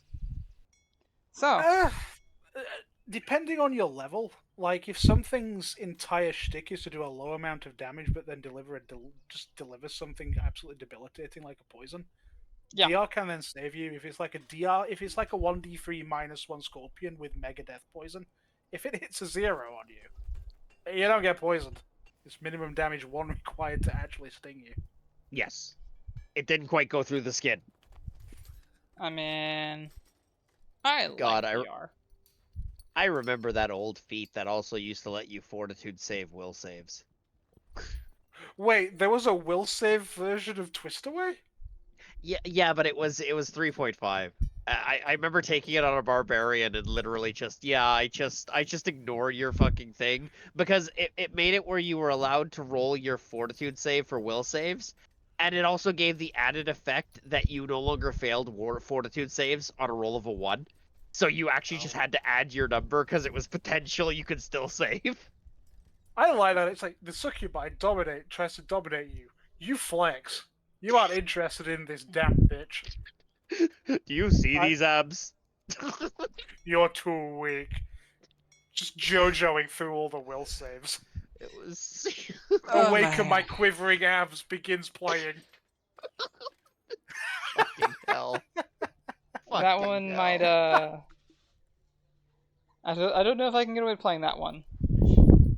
No. You allow 4 seconds of it. You can do 4 Okay, seconds. so if I count to 4 and play it, then we're good. Maybe I'll do it next you got time. 4 seconds of fair use. You can edit it in. That's fair. Alright. So, Armored Master, something that caught Wall's eye. Armor Mastery feats and Shield Mastery feats as a bonus feat instead of armor training. Definitely worthwhile. There's too many to actually go under, but you get stuff like. Sorry, I'm just looking at these. Is staggering bash in here? Sorry, probably. I think that's That's Shield Mastery feat. That's trip on hit. Okay, essentially, there's some feats for shields that when you use it to attack and you touch them with the shield, it will just apply a status effect to them. It's why the shield mastery feats are so good because they bypass requirements of saves. Some of them are combat maneuver based. A couple of those don't have saves either, where you just force things. That's why it caught my eye so much because you just get these as more feats, and they're all very good. Well, they're all useful. Some are very good. Yeah, and a lot of these feats, if I'm recalling correctly, also ask typically for a fighter level to be taken, or you have to meet some other prerequisite to get around it. Yes. Which does mean we'll probably be talking about them all in part 2. Aren't you looking forward to that, Wah? So this is definitely a great one to put a pin in because the true value of this makes a lot more sense once you have an understanding as to what it means to be getting these extra feats. But it is good. Getting more bonus feats is also just a decent thing. True. Fuck this feature, more feats. Oh man, that reminds me that there's an advanced armor training feat that you take in advanced armor training. True. So you could technically do a stupid loop into them, not that you need to, because you could just take them legitimately. I'm gonna say you could just take them legitimately as well, but it gets you more feats. Okay, if you're going this route with Armor Mastery and Shield Mastery, you might actually be able to get more feats than a Human Slayer Oh yeah, definitely. on a fighter. Alright, fighter is resumed being king of feats. Surprising What's nobody. next? Armored Surprise me. Sacrifice. I mean, I'm not surprised by it. But Hurl your armor in the way of a deadly blow that was about to kill you. yeah, basically Armored Sacrifice is if you would be killed or knocked unconscious, or if an adjacent ally would be killed or knocked unconscious, because that's a detail in here too, you could instead direct the damage to a suit of armor that you're wearing as an immediate action. The original target takes no damage. The armor and shield the armor or shield that's taking that damage is treated as if it has half its normal hardness. And there's a limitation on how many times per day you can use it, scaling up to like a maximum of like 3 at 19th level. But If you have a heavily enchanted, impervious, adamantine armor, yeah, that half hardness doesn't really matter because your armor probably has so many hit points and so much hardness that it can soak that without really flinching too much. for frame of reference, if you have adamantine armor, you've got a base of 20 hardness. Mm-hmm. If you have it plus 5, that's 10 more hardness. I don't remember how much impervious gives you on top of that, but I'm pretty sure it's also a good chunk. So when you're half down to around 20 DR, that's going to eat most hits. Oh, impervious is actually weapon. Then I think you're looking for indestructible. Yeah. Well, it doubles its normal hardness and hit points for each point of its enhancement bonus. It doubles it per each? Impervious weapon gains double the normal bonus to its hardness and hit points for each point of its enhancement bonus. So it's Oh, probably double the normal. plus- Okay. It's probably plus So 4. 2 then? becomes 4. Yeah, it's plus 4. I mean, that would still give like an adamantine item like 40 hardness. Yeah. And I'm pretty sure the armor one is equivalent, which kind of means that there's not very much damage probably soaking through into your armor, so your armor's probably fine. Yeah. It might It's not like- even be broken after one use. It's probably not down to half hit points, unless you have just taken a monumentally high damage hit. Also, It's possible. I don't know why I feel obligated to mention this, but Albedo from Overlord, considering she has skills to move damage to her armor. There you go. If you wanted to build Albedo into this system, she's a fighter. She's a fighter in bikini mail. I mean, I'd rock it. Though you wouldn't have many hit points in Bikini Mail, probably. Bikini Not a mail lot of isn't real, substance. and it can't hurt me. I mean, I'm surprised that you didn't defend that she's in a full suit of armor there, Ashy. I mean, yeah, she's definitely wearing full plate if you've seen any of her art. Look, I've watched Overlord. I've just completely forgotten because I don't care about Albedo. Fair enough. The thirst trap didn't work on me. She didn't even exist in the original material. True. That explains why she's so fucking irritating. But yeah, Armored Sacrifice. Yeah, it's pretty decent if For you build any into Overlord it. enjoyers, I fucking hate Albedo. Deal with it. Negative views. Don't worry, the other two of us are fans of Overlord. Yep. I'm a fan of Overlord, I just hate Albedo. And at least one of us is an Albedo enjoyer. I plead the fifth. I have the right to not self-incriminate. Fantastic. Armored Sprint. Oh, you gain run as a bonus feat. And if you're proficient with heavy in armor, heavy armor, it counts as medium. Woo! if it's mithril Garbage. armor, then suddenly. Uh, But yeah, this isn't an ability I'd choose over most others. Run's kind of, it's a feat. It's one of the feats of all time. It has its place and its utility. But there are so many more powerful things that you can probably be doing. It counts as medium, and then if you have it mithril, as you were saying, it would go down to light, and it would no Yes. longer encumber your speed at all. Yes. That is pretty good. That said, that's more for the purpose of like how run the feat works, because as a fighter, at 7th level, you're still moving at your full speed and heavy armor. Yeah, true that. And true taking that. an advanced armor training doesn't change that. So really, you take this if you want to have run the feat outside of normal feat progression. Yeah. For whatever insane reason you might need that. Oh, maybe Um, just like sprinting around and getting to places closing distance by sprinting. I mean, For Amaya had it from a racial trait, but that was because the racial trait actually gave her plus to her initiative. The run was just extra on top. Right, okay, so that's got an incidental use to it. This is spending a class feature on a thing that doesn't have many class features into getting run. You just wouldn't. yeah, I mean, if you have fly speed naturally, then increasing your fly speed, the distance that you can cover with your fly speed, might be valuable. But that's a I very narrow, guess. specific case use. So, Armored Sprint, probably one that I would skip. Yep. Critical bin. Critical Deflection. This one's not bad. It's one that I'd probably also skip as well, to be honest. It gives you extra AC against attack rolls made to confirm crits. By the way, confirming crits is a thing if that hasn't been covered yet. If you roll in your critical range, you threaten a critical. You gotta roll again and score a hit in order to actually confirm your critical. This makes it harder to confirm that critical against you, so you're more likely to take normal damage. But something also just rolled 18, 19, or occasionally 20, and, yeah. Yeah, like, I feel like as nice as Critical Deflection is as an idea, it doesn't quite get high enough to be too relevant. So I'd Like, skip this one. surely if you want that kind of functionality, you actually instead just get a fortified armor and get your percent avoidance chance. Yeah, I mean, that would stack with this, I suppose, but in a sense. But yeah, Fortification would be better. Get heavy Fortification, get- there's a 75% chance that you're just not getting crit. yeah, which is way more reliable than whatever the hell this is.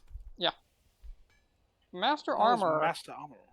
Master Armor is actually I would say it's does quite a lot Let's have a kind of thing, where, to summarize it in short detail, it basically gives you craft magic arms and armor and master craftsman specifically for the purpose of making armor. It lets you make magic armor as a mundane character. And instead of using like craft armor skill ranks, you use your base attack bonus as your skill ranks. It makes you all of a sudden pretty decent at crafting, and gives you the ability to make magic armor. This could be handy in a case where you don't already have a dedicated magic arms and armor crafter. That is true. One of the things we end up with in our campaigns is it's actually usually me, but in this case, in the current campaign it's Des, that we basically have a dedicated crafter for the specific reason that crafting something costs half the price of actually just hard buying it. So you effectively double your average party wealth if you have the time to do your crafting. Which doesn't happen in all campaigns, but at least a good chunk of them will have at least some downtime. Yep.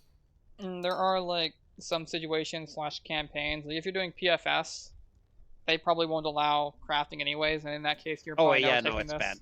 Who cares about PFS? Yeah, who gives we a don't. fuck what they think? Half of the shit is banned in PFS. In a home game where Really your game is. doesn't mind you crafting items, and you don't have a magic item crafter on hand, this could save you a lot of money as a fighter. Absolutely. Crafting good. Crafting very good.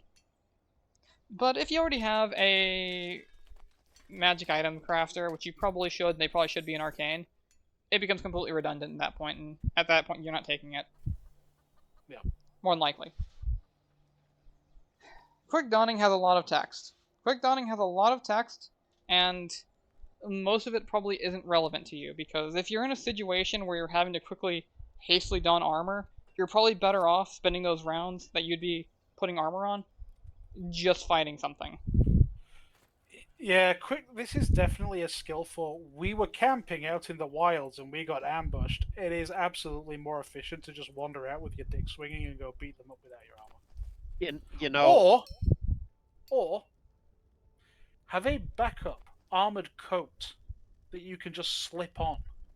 Oh yeah, like any kind of light armor to rest in. I used to do that when I played frontliners. Carry a light armor that you can sleep in. I mean, the armored coat's a medium armor you can put on with, a standard action.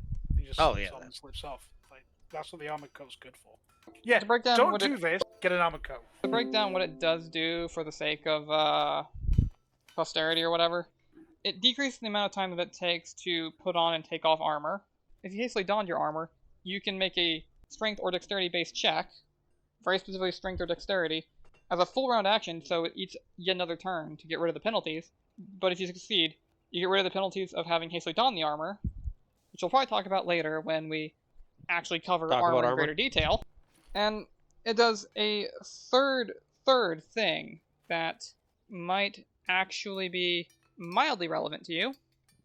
It allows you to try and escape a situation where you've been grappled or are being physically hindered.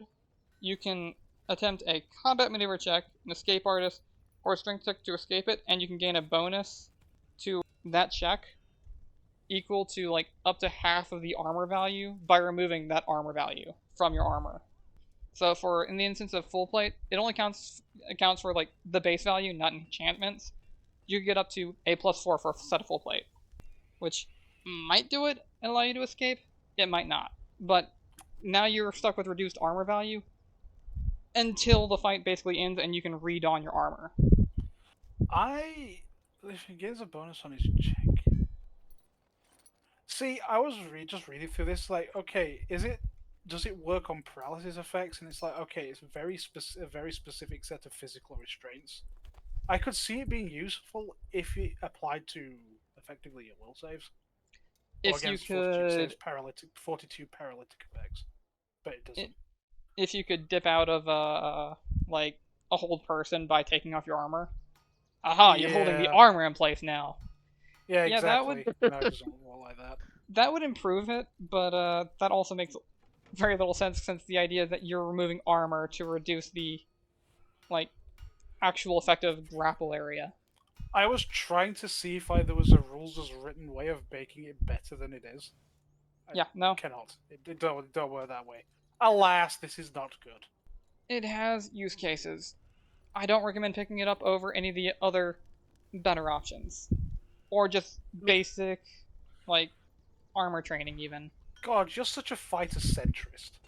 It's bad, but you could. You I could. mean, let's be fair. That's Pathfinder in a nutshell. This thing isn't that good. It has a niche case, but there's this thing over here that you could just be doing. Yeah. Yeah.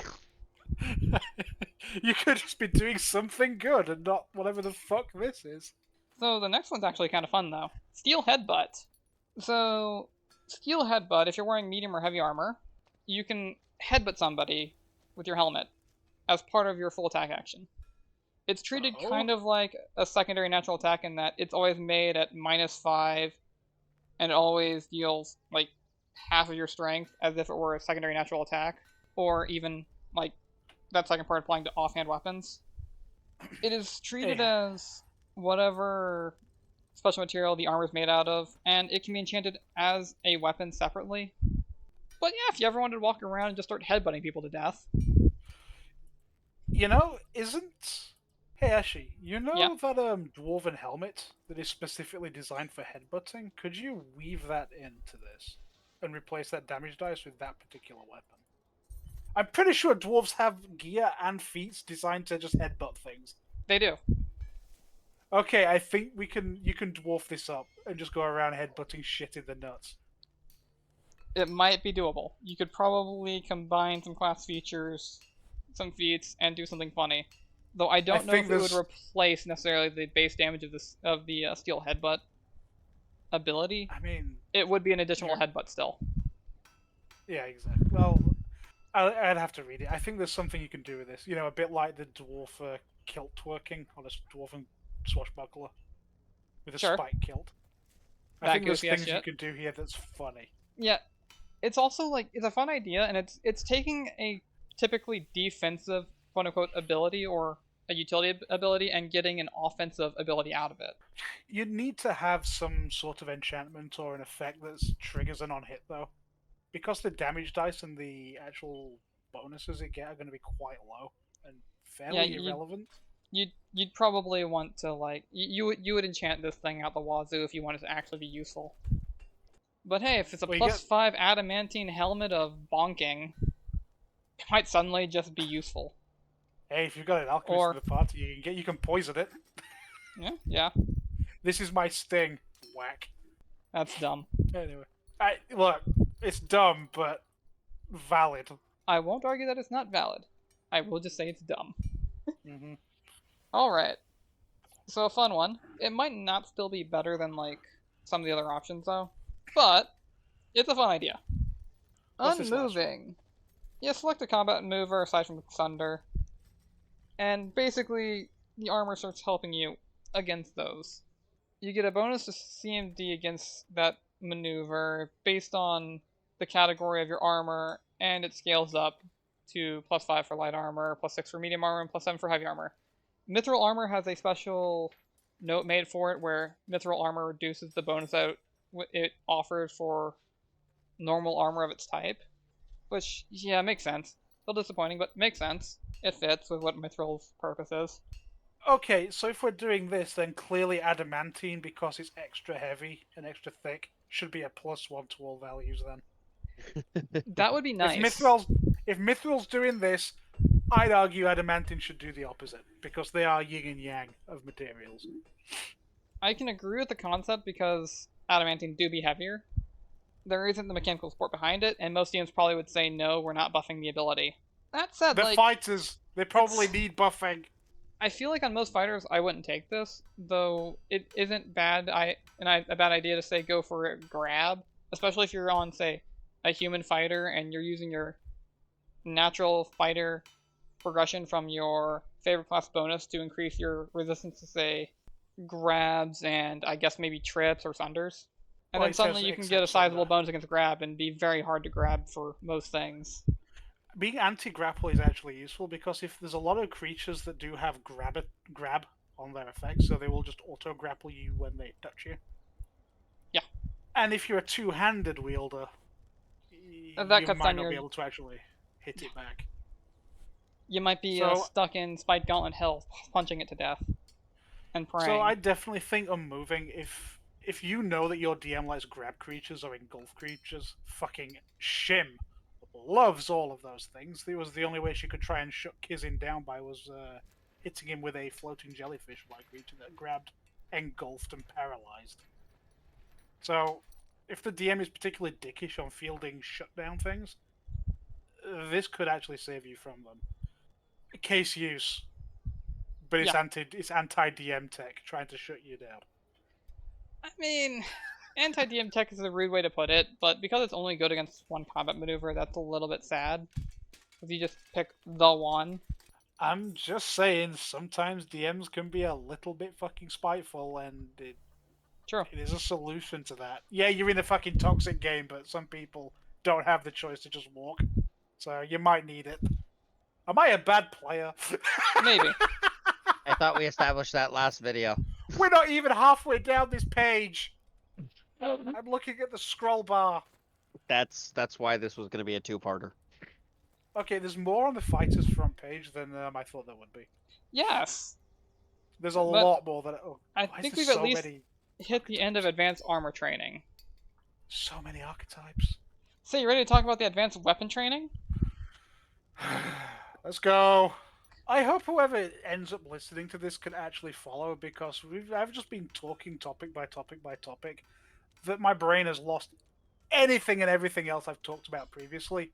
I'm going to watch this video back, and most of it is going to be new to me. Welcome to ADHD. Alright.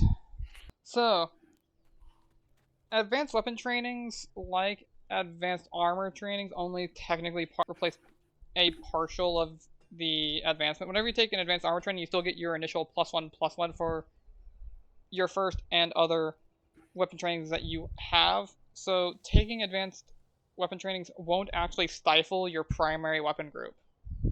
No, you're basically going to have your forever armor, probably, and your forever weapon that you like, be it your 9-ring sword, your long sword, your great axe, whatever the hell it is. You're probably going to only be focusing, fucking hell, on that. And these are just something you probably should be taking unless you really do want to be extra super mega versatile. Yeah. And it's important to mention that if you thought you were going to, say, take the dagger, for instance, because it's like in 3 different weapon training categories and stack bonuses, that's not how they work. They don't stack with each other. You only take the highest. Yeah. This is one of those nice try hypothetical motherfucker. I'm sure I'd have probably tried that at least once. Oh yeah, That sounds like me. it's a light blade. That's a +1. Now I have thrown, so light blade's +2. Throne's a +1, so that's a +3 now. Oh, I also just got tribal a few levels later. So now this one's a +3. This is a +2. So that's +5, and this is another +1. So that's a +6 on my daggers. And then the No, that's DM not how that works. pulls out his hardback DMG and just brains me with it. Yeah. So let's talk about I've had hardback. I've had PHBs and DMGs thrown at me before. I have physically had a DM just launch it at me, and I can believe that entirely. And I deserved it. No. For the record, What's I've never this? done Abundant- this to WoW before, but I do understand and agree. Occasionally, he does deserve it. But yeah, abundant tactics. What's this? Abundant Tactics. The fighter adds his weapon training bonus to the number of times per day he can use a combat feat that allows a limited number of daily uses, such as Stunning Fist. That's actually pretty good. It's not bad, and there are a number of actual feats that do have limited uses other than Stunning Fist, like Elemental Fist and the Yeet Kick that I can't remember the name of. Oh, Devastating Blow. No, not Devastating Blow. There is a there's very specifically, like, I think it's like what is it? Hungry Ghost Monk archetype that gets it. Yeah, punishing kick. Punishing Kick. I call it the Yeet Kick because that's its purpose. It yeets you. It's a shame that this. It replaces your stunning fist on the hungry ghost, and when you hit someone with it, it literally just bull rushes them. It's a shame. It's a shame, actually, that this is combat feat specific, because imagine if you had engineered Dimensional Dervish, Dimensional Dervish using the Conduit feat for Flickering Step, and you could apply your training to Flickering Step attempts. And then getting additional bonuses to your, well, I mean, this works anyways, but not for dimensional. I do know that, nonsense. like, Dimensional Dervish does at least say that chain does become combat feats if a fighter picks it. Oh! Oh. Shit, it just works. Never mind. That is pretty Yeah, cute. if you Yeah, pick there is, like, if you pick Flickering Step, then the dimensional chain just becomes. Oh right, I combat remember there is feats. that special, like, there's that special text at the bottom of because I was looking at that the other day. Like, oh hey, yeah, this probably needs to be an honorable mention later because it has mention of fighter getting an additional bonus from it. Well, no, it's the fighter is allowed to pick them as bonus Combat feats. feats, but the problem is you're still limited to, like, at level 20 you can only do it like 5 times a day. I mean, it was on June on a Slayer, and it was generally it was on June. Yeah, but they had to create they created for June those special feats you had that gave you extra uses. This is true. True, but I was using it before I had those, and it was still Oh yeah, doing yeah. its Like job. Amaya is still using them now. She's got 3 uses at her current level. It's just you'd have 5 at level 20. But Yeah. like it's limited, and it kind of does suck that they limited like that. Because, to be fair, getting around the battlefield is already kind of easy enough at high levels. Depending Hey, on what you mage, got. slap me with that haste and fly. I mean, true, Yeah. but slapping the Dimensional Savant button does throw a lot of wrench in the works for that, especially for DM positioning. The utility of it just scuppering plans that the DM has is Absolutely. The That's fact why that that's why I think it's so good, because the DM can't fucking account for it. It's like they're gonna just dervish and blow something up. the fact that Ashy is letting Amaya pick the feats that were made for June, it's like, oh, awesome! I'm gonna get extra uses of it, and then I won't be so stingy. You get to play with your Thing toys is, more. As again, we're in this point where it's like, as much as I malign Z and a lot of his personality, him as a DM was really good and really. Hey, a What's the person word? can be a shit person, but a great DM. Yeah, that's kind of where we're at right now. I was Those gonna aren't mention. mutually exclusive. I was going to mention how things like Abundant Tactics increases the value of Veteran of Endless War and other items that actually boost your weapon training rating True. to higher numbers. Oh? Because I just Oh, found the Sash of the War Champion that gives your armor training 4 extra levels and your bravery class feature. You count as 4 levels higher. Yes. That's For a actually an 4 item I was grand going to chest talk about item. next video. you know, Fun. Then I'll shut up about it.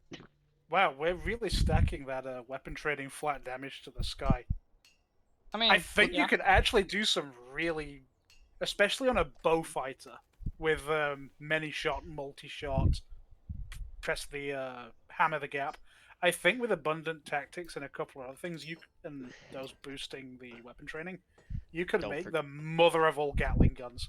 Don't forget clustered shots, so And their clustered shots. DR only counts once.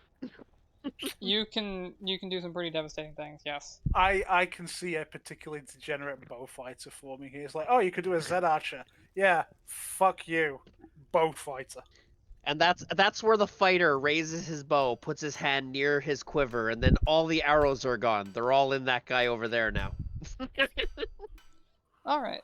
So, if you're ready to move on, I think this next wait, one hold will on. actually... Oh? Hold on. You got thoughts? Yeah. Instead of doing a bow fighter, you do a throwing weapon. Start-off style? You do throwing weapon instead of bow, because all of those things apply to a throwing weapon, but you can 2-weapon fighting stack.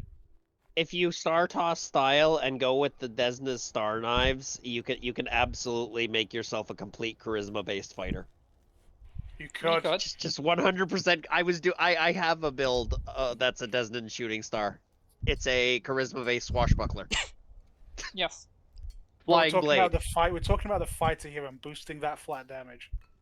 I think there is something truly degenerate that could be done here that's not War Priest cheese. And keeping in mind, I'll put a boosting that pin in flat this. damage also increases the number of times you can use certain things, and will affect some of the other builds that you can take. I've got an idea for a character now. Oh no. Oh no, is Oh, it no. a fighter? It might be. What? I thought you hated fighter because it's so boring and basic. Okay, look. I didn't know all of these things existed. If you scroll down below, I weapon hate groups. fighter. I never read it. All right. Yeah, that's So exactly what's happened. So you're ready to move down to the next one. It's called Armed Bravery. Want to guess what it affects? Bravery. This is the good one.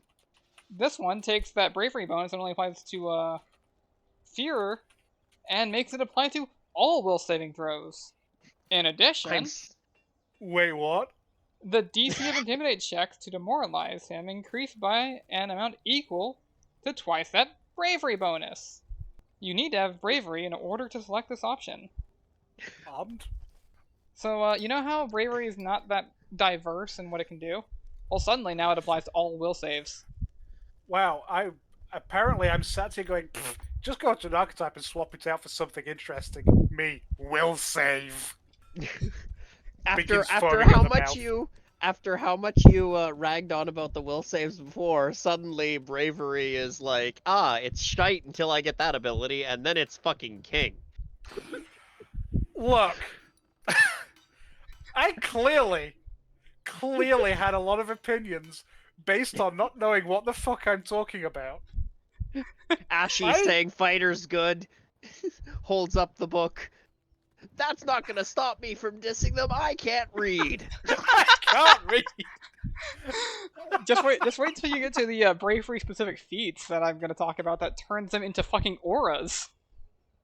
What? Jesus, Yes. guess what? Is this what like the champions from these weird later renaming shit, making them copyrightably different auras come from for champions and stuff like in a second edition? Is this where the idea came from? It's an ultimate intrigue feat. The fuck's an ultimate intrigue? It's a book. Okay. It's where the what's it called came from, the vigilante. Oh. Well, we've established that I didn't know it existed because I can't read. Yep. So yeah, What's a bravery's book? suddenly gotten a +2 points in Waz mind. We haven't even covered the Yeah. items that increase bravery's rating. I am aware of those, actually. I've come across them while looking for actual other items. Yeah, you probably saw them like, bravery, who gives a fuck? Yes. Well, that's now it's exactly bravery. what my Oh, thought I suddenly process give a was. little bit of a fuck. Well, yeah, if it's just pumping my will save up to the sky to compensate for the fact that it's normally quite bad. Alright, so Anyway. ready to slide down to the next one? Combat competence. Alright, so essentially, you take your weapon training number, whatever number that looks like, and you use that number to reduce the penalty of all the attack rolls for things that you're not proficient with. Because non-proficiency gives you a penalty to attack rolls. It's -4, isn't it? Yes, and when that penalty hits 0, you just become proficient with them. It takes a while to get weapon training 4, but you just become proficient with them, and it can take less time with certain items. I'm thinking about this. So this would actually apply. Wait, this weapon associated with movement. So it's weapon group. This would apply to exotic weapons then. Correct. That's the point. Right, but you're still missing out your. The thing is, though, it's like, yeah, this on paper looks like it's really good because it lets you pick up an exotic weapon without actually needing exotic proficiency for that one specific weapon. But you're losing out your damage bonuses and to hit bonuses from having weapon training. Well, think of it Yes. in another light. Because you can eventually gain those bonuses anyways, later. You can hypothetically start with exotic weapon proficiency, get your weapon focus, your weapon specialization, get this, and when you hit 4, train out of proficiency because you no longer need the feat proficiency and it can become something else. But don't you need proficiency to qualify for that weapon training?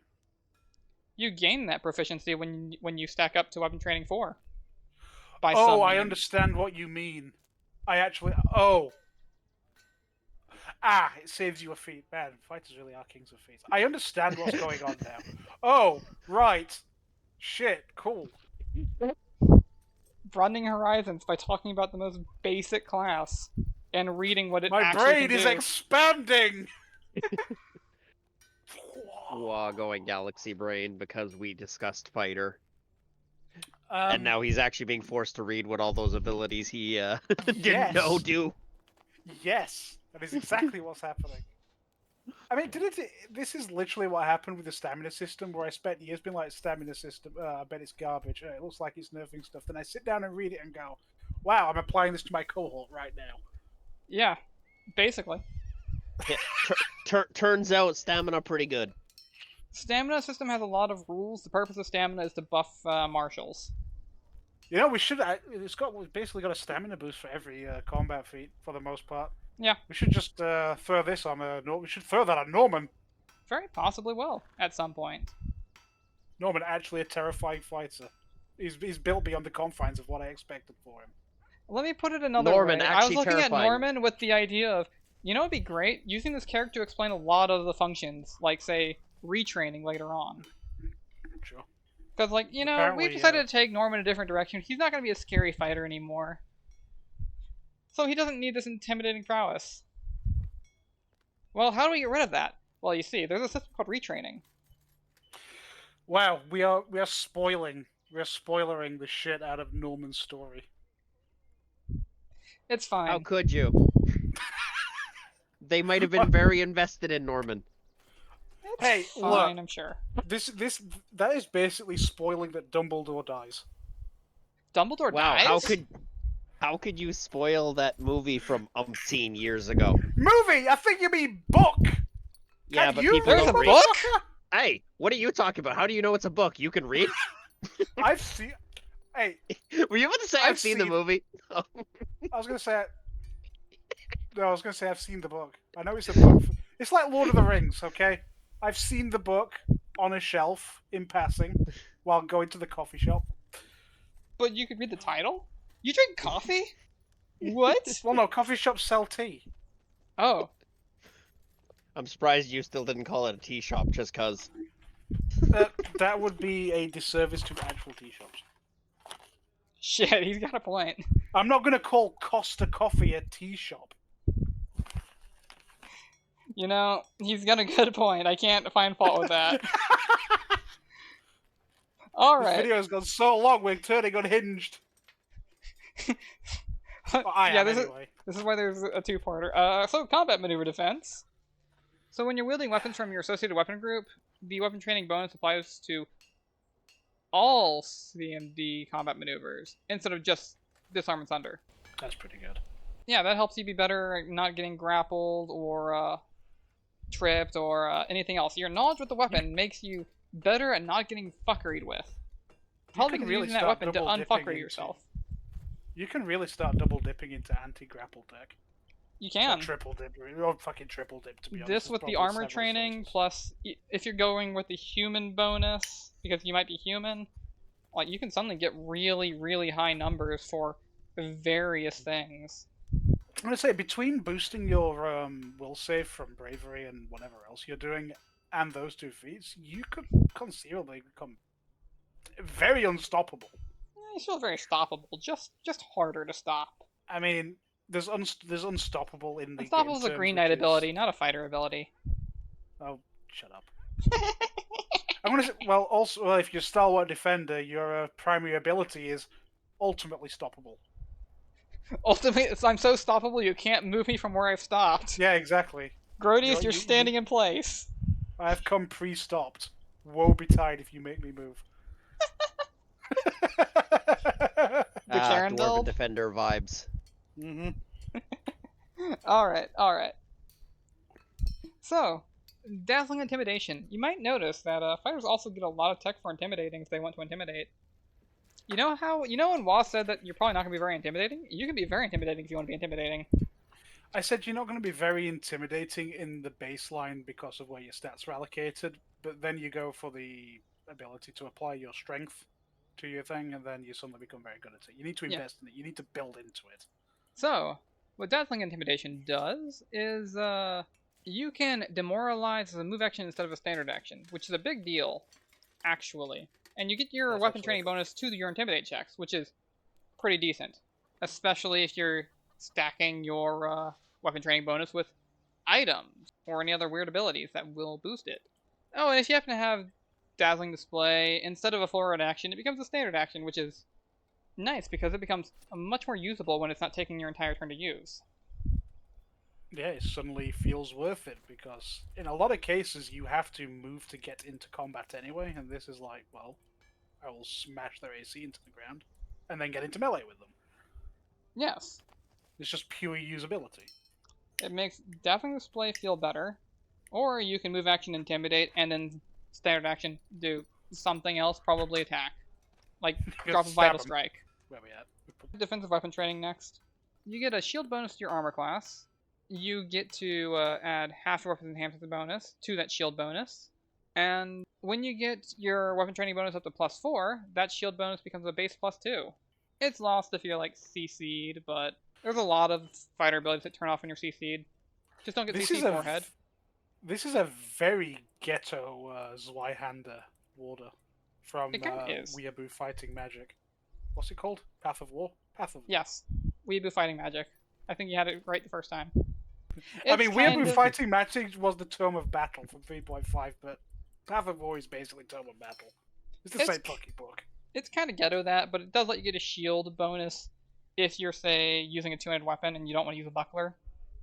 Mm-hmm. Which, you're a fighter. If you want to use a buckler and make it good and not have any penalty to it, you can do that. But I mean, if you don't want to use a buckler... You get a Mithril or a Darkwood one, and it's suddenly got no penalties anyway. It's pretty easy to get around, realistically. Yeah, it's a ghetto shield bonus. Is it worth a weapon training slot? Maybe not, but... I guess I'll go ahead and spoil. There is a advanced weapon training feat that lets you get an advanced weapon training. You do have to have weapon training to qualify for it, just like there is one for armor training. More on those next time. But yeah, What's more AC on this? fighter, good. This might not be particularly worth it. The next one, however, might absolutely be worth it.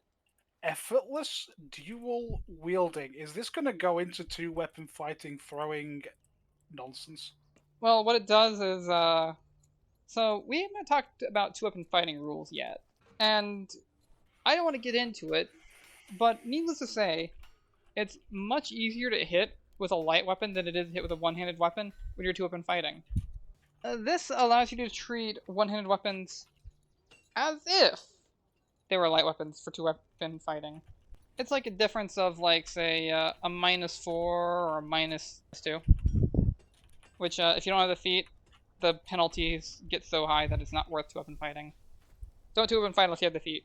Although, if it treats all one-handed weapons as they belong, as they were light weapons, that does allow you to do 2-weapon fighting with non-conventional weapons, like 2 longswords or something. Yes. There is things you can absolutely do with this. You're thinking small. What if you were to use, say, bastard swords? Oh, Or katanas? God. Alright, so someone's fucking Elden Ring with just 2-weapon fighting rivers of blood appear. Yes. Absolutely. I try and avoid using katanas where possible. I only bring them up because they're technically a 2-handed martial weapon, but if you have proficiency, they can be one-handed. Same as bastard sword. Or if you're that is entirely fair. Or if you're if you have some levels of a specific barbarian, and I think that's a fighter archetype for it too. Lets you treat two-handed weapons as one-handed weapons, and then you treat those one-handed weapons as light weapons. Oh no, Ashy's giving away my barbarian's build. Okay, so I had an alchemist that 2-weapon fought with greatswords. It just became the fucking Garen helicopter, but it was using the tentacle discovery to basically act as a second hand holding it. Because while the tentacle can't wield a weapon, it can hold it. So your main hand of each actual hand wields it. So what you're saying is, fighter looking at that person and look what they need to make a fraction of my power. Yes, that's exactly it. But here's the thing, though. There is a mutagen warrior that will let you get discoveries, so you could do that as well and get some really good mileage out of 2-weapon fighting greatswords. Yes. There are things you can do with that now that I am just noticing. By the way, effortless dual wielding, pretty good. Next one I also think is pretty good. Fighter's Finesse. It allows you to apply weapon finesse to all melee weapons within an associated fighter group. Even if they cannot normally be used with weapon finesse. Yes. So you could weapon finesse a greatsword or a scythe or an earthbreaker. Weapon finesse the giant hammer. Yes. Let's go. The Dex hammer. Dex hammer, Dex hammer, Dex hammer. That is such... Like, you reach a point where you go, I can do this. Why would I do this? This is so fucking weird. But I guarantee, if you go looking through the feats that chain off weapon finesse, there is absolutely something truly degenerate you could do with this. I just haven't found it yet. Yeah. I think it's hilarious. Wait, hold on. Even if you aren't doing anything hilarious with it, if you've got a better dex because you're like a goblin or a gnome or a kobold or something small, so you want That's true. And you want to wield a big ass weapon. That is true, actually. It does make the smaller races more viable for a martial. Yeah, no, I see your point. It also opens up having a character that you would normally, interpret as, this is not only suboptimal, it is detrimental to you. Yes. And you can start smoothing out those problems. It's not going to be quite the same because your strength is probably still going to be lower. But you're not actively punishing yourself in at least reliability. Yeah. You're at least getting your hits. You might not be hitting very hard. You'll patch that up later by some other means, I'm sure. Oh, sure. But you might not need a lot of strength to do a lot of damage. It depends. So, Fighter's Reflexes. A little bit boring, not terrible. You get weapon training bonus to your reflex saves. Your reflex save probably still won't be good after this, but it'll be a little bit better. If you're a dex fighter, you might wind up with a pretty solid reflex in the end. So you could hypothetically have 3 solid saving throws, despite only being good at fortitude at base. That surprises me because it's a goddamn fighter, but here we are, huh? Yeah. It's not the most exciting thing. Fighter's tactics, however, is a bit more exciting. Hey, well, you like teamwork feats, don't you? I do. I really like teamwork feats. So, how would you like to treat your allies as a fighter as if they had the same teamwork feats as you? You know, for the purpose of deciding whether you benefit from them or not. I'd be far more incentivized to start taking teamwork feats, even though it is technically a selfish use of it. I mean, they can still benefit from them, but you don't need them to benefit from them. Well, that's do you mean? the purpose of Fighter's Tactics. It's basically the solo tactician feature from Inquisitor. Why are fighters so good? I hate this. Why was I so wrong? Turns Why out was I so they can wrong? fight. We're not even close to being done with how wrong you were, Sonny. Strap in. What is this character arc I'm receiving? What is this? What is happening? What is? So, I don't focus like this. weapon. So you select a weapon for which you have weapon focus. That belongs to an associated fighter weapon group. The fighter can deal damage with this weapon based on the damage of the War Priest's Sacred Weapon class feature, treating his fighter level as his War Priest level. So, What? Why? it's so that the 2-weapon fighting Dex fighter with daggers does a shit ton of damage suddenly. I am floored by this ability. This effectively invalidates a martially focused war priest. Not entirely. A fighter can't swift action buff themselves like a war priest can. I mean, yes, but if you are heavily focused on a war priest that's like archetyping into losing spellcasting and is archetyping into this to just focus as hard as they possibly can on doing other damage, at that point you just stop playing a war priest. You go, I'm going to be a fighter now because it just does everything. What is going on? You're While coming learning. into this video, fighters are terrible. While My going through the video, world- what My the world hell? is collapsing around me. My world is shattered. The fourth wall is broken and the roof is on my head. My life is a lie. Everything I believed. I need Mulder and Scully in here. This is an X-file. Oh Jesus! I'm gonna pop the war priest scaling onto the screen real quick, in case people have forgotten.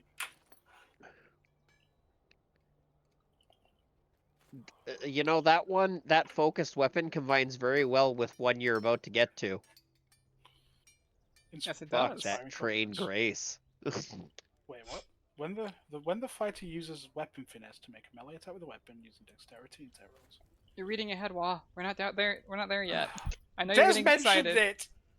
I know you're getting excited. We're not there yet. So, inspiring confidence. Number of times per day equal to your highest weapon training bonus as a swift action. You can allow one ally within 30 feet to attempt a new saving throw against an ongoing fear effect that causes an ally to cower or become frightened, panicked, or shaken. I like Yeah. how they specifically stated these things because there is also a fear effects that just kill you and you can't inspire them to not die. Yeah, you Which I can't think inspire is people to not die, bullshit. unfortunately. It's bullshit. Once the heart stopped, that's it. No, you But- are going to give them such a rousing speech. You're going to tell them to get the fuck up with such conviction it begins beating again. Ah, But yeah. like Ephria did. Yeah. You're not well, dead, like get the you're, fuck up. Like you're playing Payday. Get the fuck up. And, yeah, you can swift action train and break somebody out of an effect. By the way, you count as your own ally. That's true. You do count as your own ally. So as long as the effect doesn't prevent you from actually doing anything, you could just bust yourself out of it. You could swift action to try and bust out, or bust someone else out. Could be Okay. useful if, say, your barbarian got panicked and is about to run for the hills. At Mach 5. Yeah. Yes, that time Misery wandered away at full speed. Yeah, Dude, that happened. That's happened to me on a monk before, and I was god. It's like, what's your move speed? Oh yeah, I move 80 feet around. Did you just run away at full speed? Yeah, I'm in the next country. The accent has changed. That reminds me of a Nice. time when a Fiddlesticks used his ultimate when a Yi was ulting. And he's gone. He's off. He's back at Fountain. You'll love to see that. So item mastery. Hey, Wad, do you like item mastery feats? What's that? Ironcaster? Hey, Wad, do you like Ironcaster? Yes, I like Ironcaster. Well, item mastery lets you take an item mastery feat as a bonus feat. You know, instead of Yeah. a weapon training what's it. So, more feats for the fighter. The magic weapon that you're wielding does not have to meet the feat's normal requirements. You just need to meet the feat requirements. God, I might be getting a divorce with the Slayer at this point. Let's talk about Trained Grace now, that thing that Des alluded to. Okay. So, when you use Weapon Finesse to make a melee attack with a weapon that uses your Dex modifier to attack and your Strength roll and damage rolls, which is the standard if you don't have some weird rogue style bullshit, you get to double your weapon training bonus on the damage rolls. Oh, that can be Which- quite high. That can be quite high, especially when you're stacking items. When you're stacking attacks with throwing stuff, because it's melee attack. Damn, you can't throw stuff at them like a meteor. No, but you could two weapon fighting, say daggers, weapon finesse hit with them. Also go with not investing in the that pitiful what is it? It's not double slice, but it is a I believe it's two weapon grace. Two weapon rend. No, two weapon grace, because two weapon grace gives you an additional attack penalty in order to do dex to damage.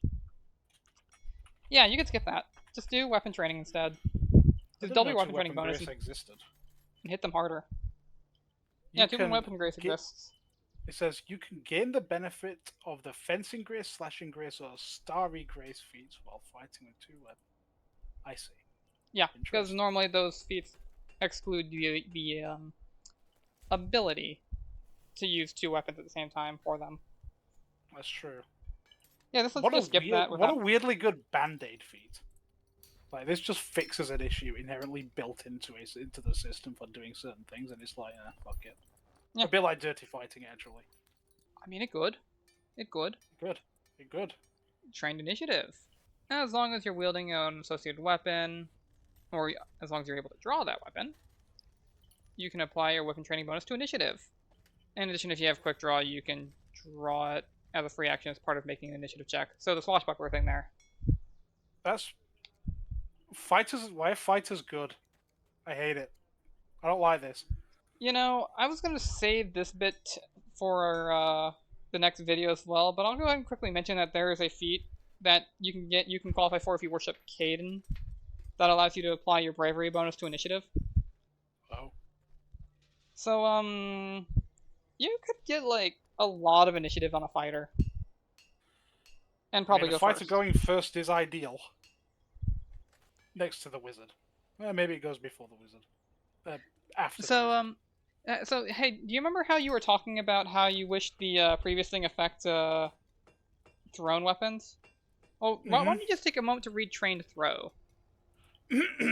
When the fighter makes a range attack with a thrown weapon and applies dexterity modifier on attack rolls and his strength modifier on damage rolls, he doubles the weapon training damage bonus. Oh. Continuing, unless he has throw anything, the feat, the fighter can choose only the thrown fighter weapon. Oh, you can literally throw anything. Yes! Yes! I am just looking at this, and it's like, okay, so you have throw anything, and you can do this and do that, so you could literally run around just yeeting, I don't know, greatswords or something. This is the ultimate Draven build. This is silly.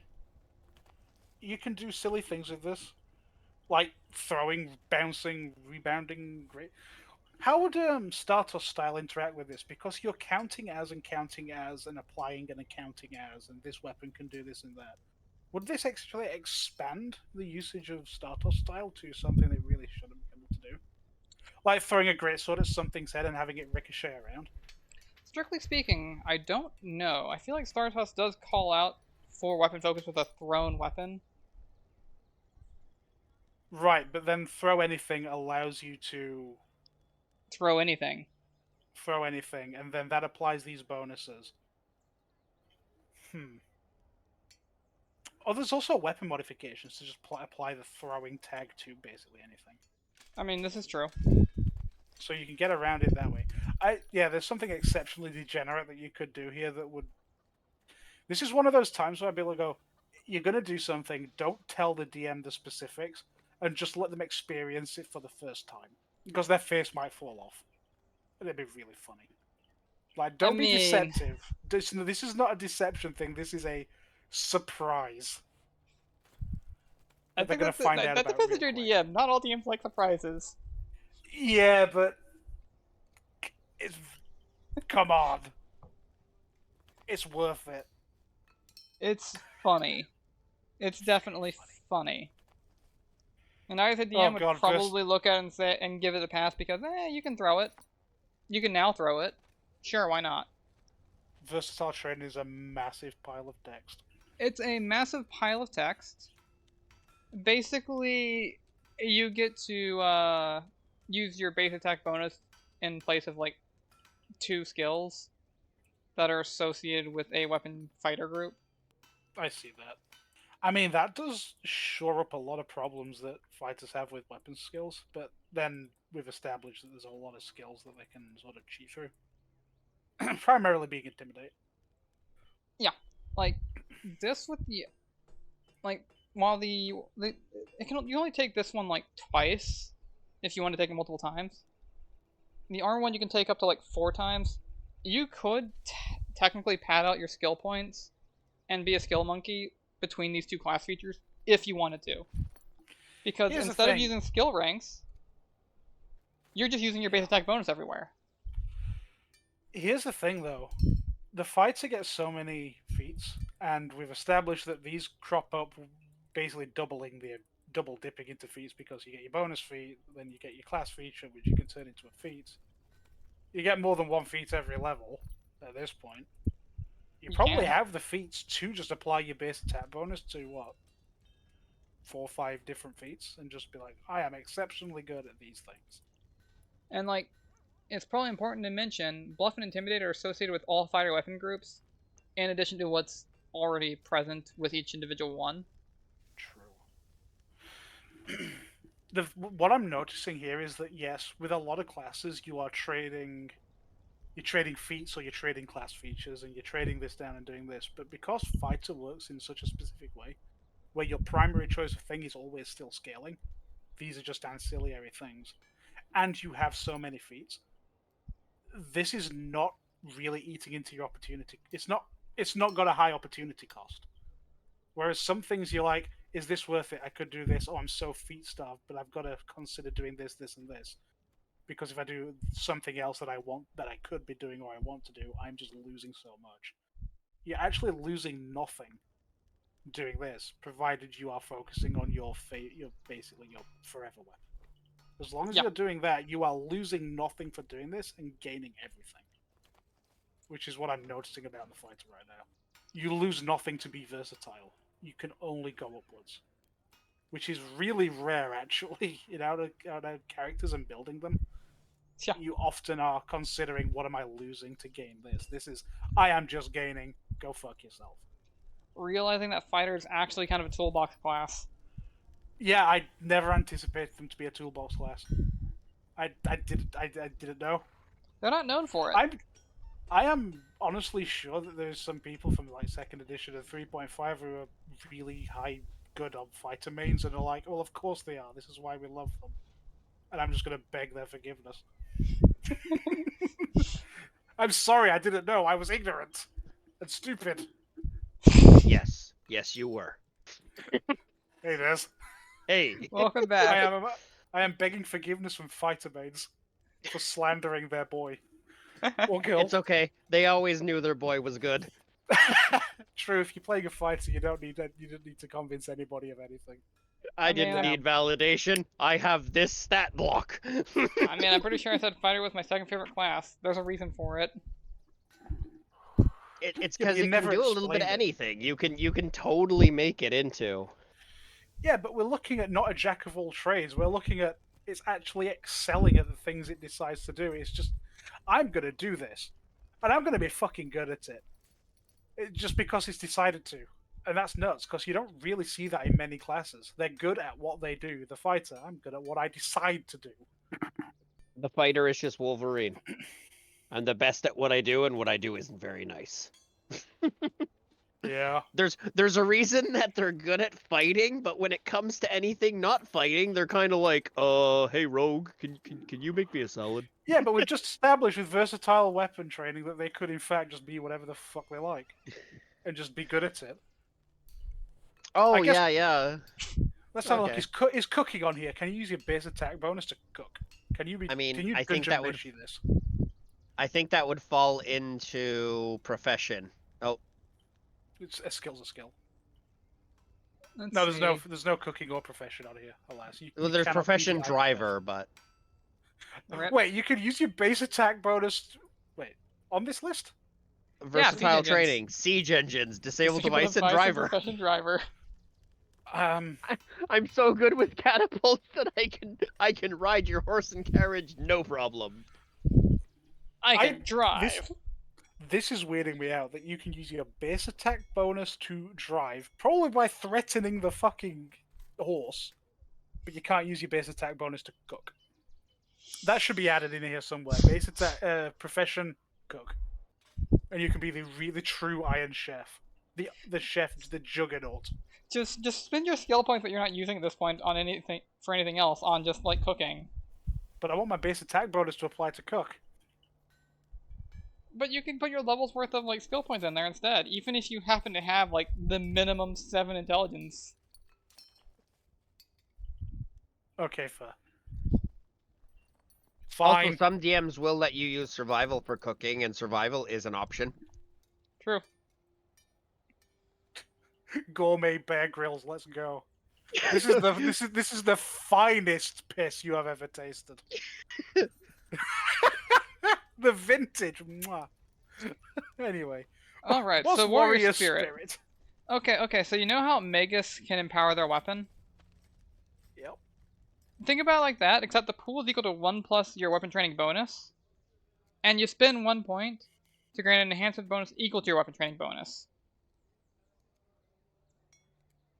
And they The stack bonuses- with the weapon. Yeah, they only stack up to a maximum of +5. You know, like how the Maguses work as well. The Magus works in the same way in that regard too. And you can imbue with weapon special abilities if you wanted to. The bonus only lasts for a minute, but It's exactly like the Magus ability. yeah, it's Yeah, basically but the you Magus see- ability. True, it only lasts a minute, but most fights also only last a minute. And it costs you 1 point. So like Like, one if point a for fight is full lasting benefit. more than 10 rounds and you have to apply it a second time, you ain't fighting good enough. Fight harder. Oh, for Fight sure. harder, Yumi.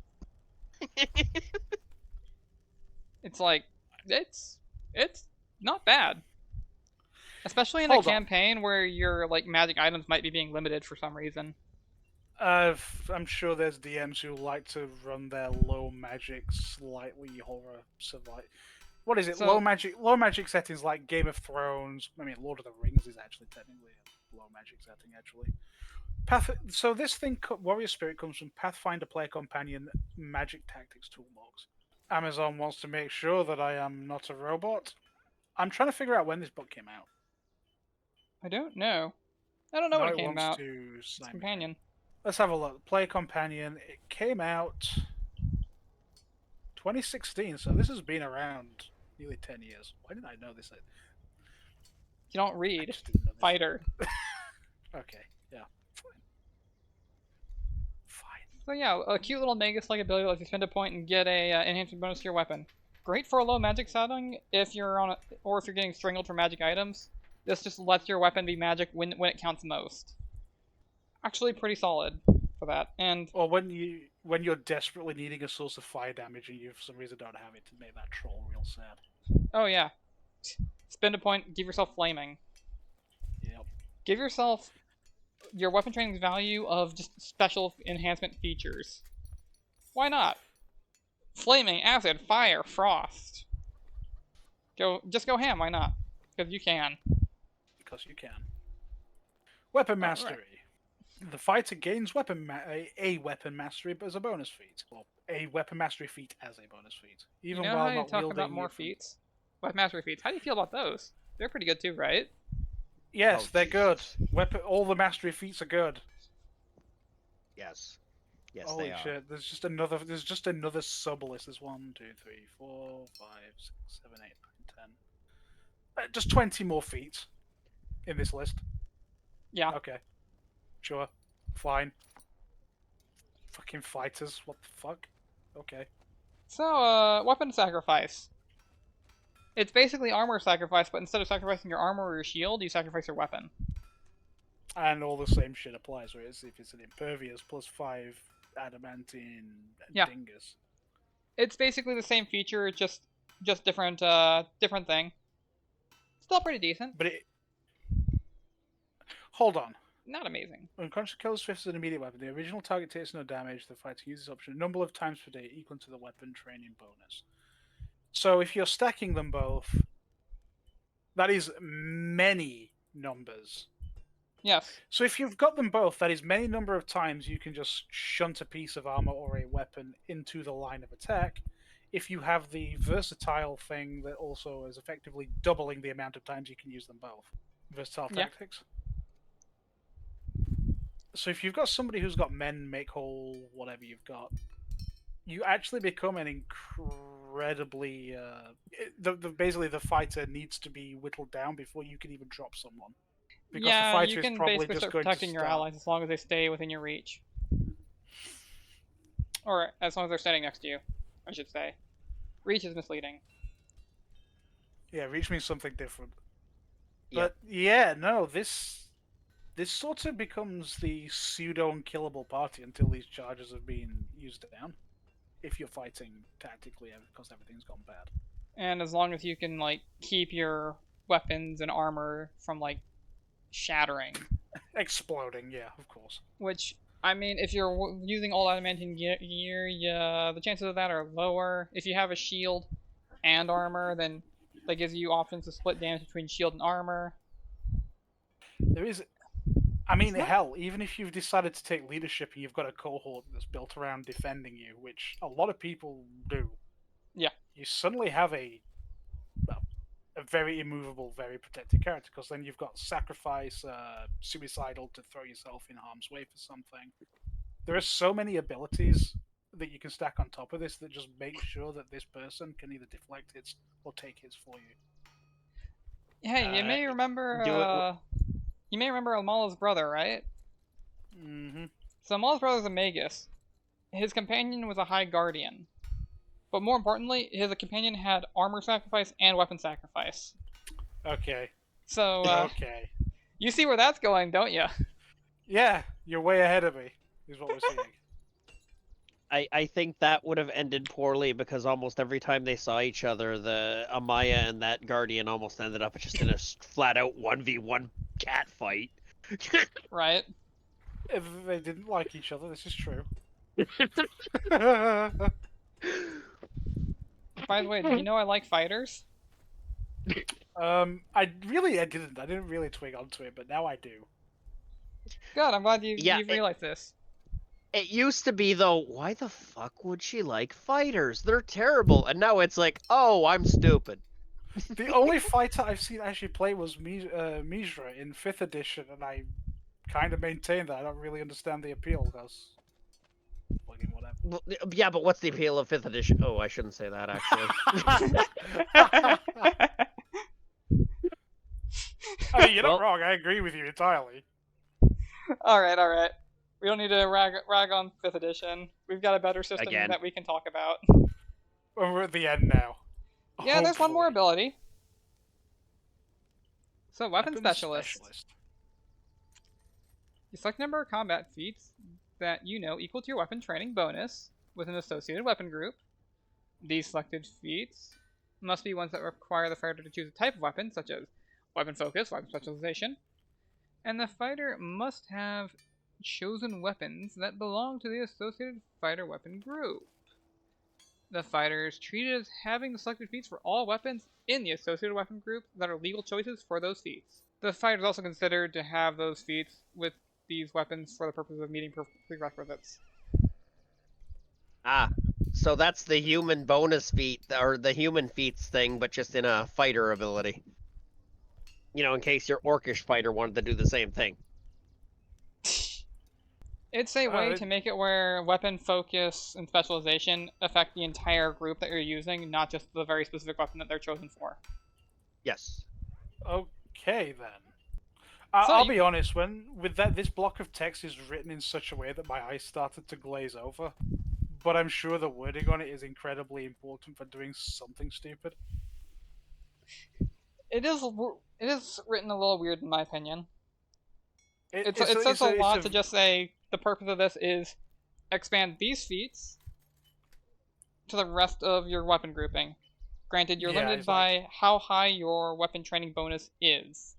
So if you make it really Sure. high, with items and feats and features. Wait, you could probably. I know there's at least one item that gives you an additional +2 to your weapon training, so that's 2 more. plus it's dueling. I'm talking about them next time too. Oh, probably more than like a +4 then, or a +6. Jesus Christ. It's a +2 to weapon training, and it does other things. But yeah, I think that might wrap up our talk on fighters for now. Next time we'll start getting into what actual support fighter it has from the system. You know, like all the fighter-specific bonus feats, all the fighter-specific items, equipment, all the fighter-specific also- boons. Oh, go ahead. Yeah.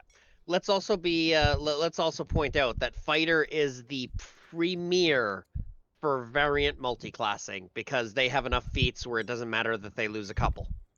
Oh, yeah, absolutely. absolutely. When Imagine Norman hits level 3, trading a. we've got a question Yes. to ask. I mean, imagine getting to just have some barbarian rage on top of all these awesome other abilities. Barbarian Rage, absolutely worth it. +4 Or strength, Alchemist. +4 con. Delicious. And now you're just the angriest fighter. Man, I am looking at this and going, okay, so I VMC Barbarian and then multi-class Alchemist. And then you do your Barb Chemist thing on this ridiculous fighter, and you just get so many free stats.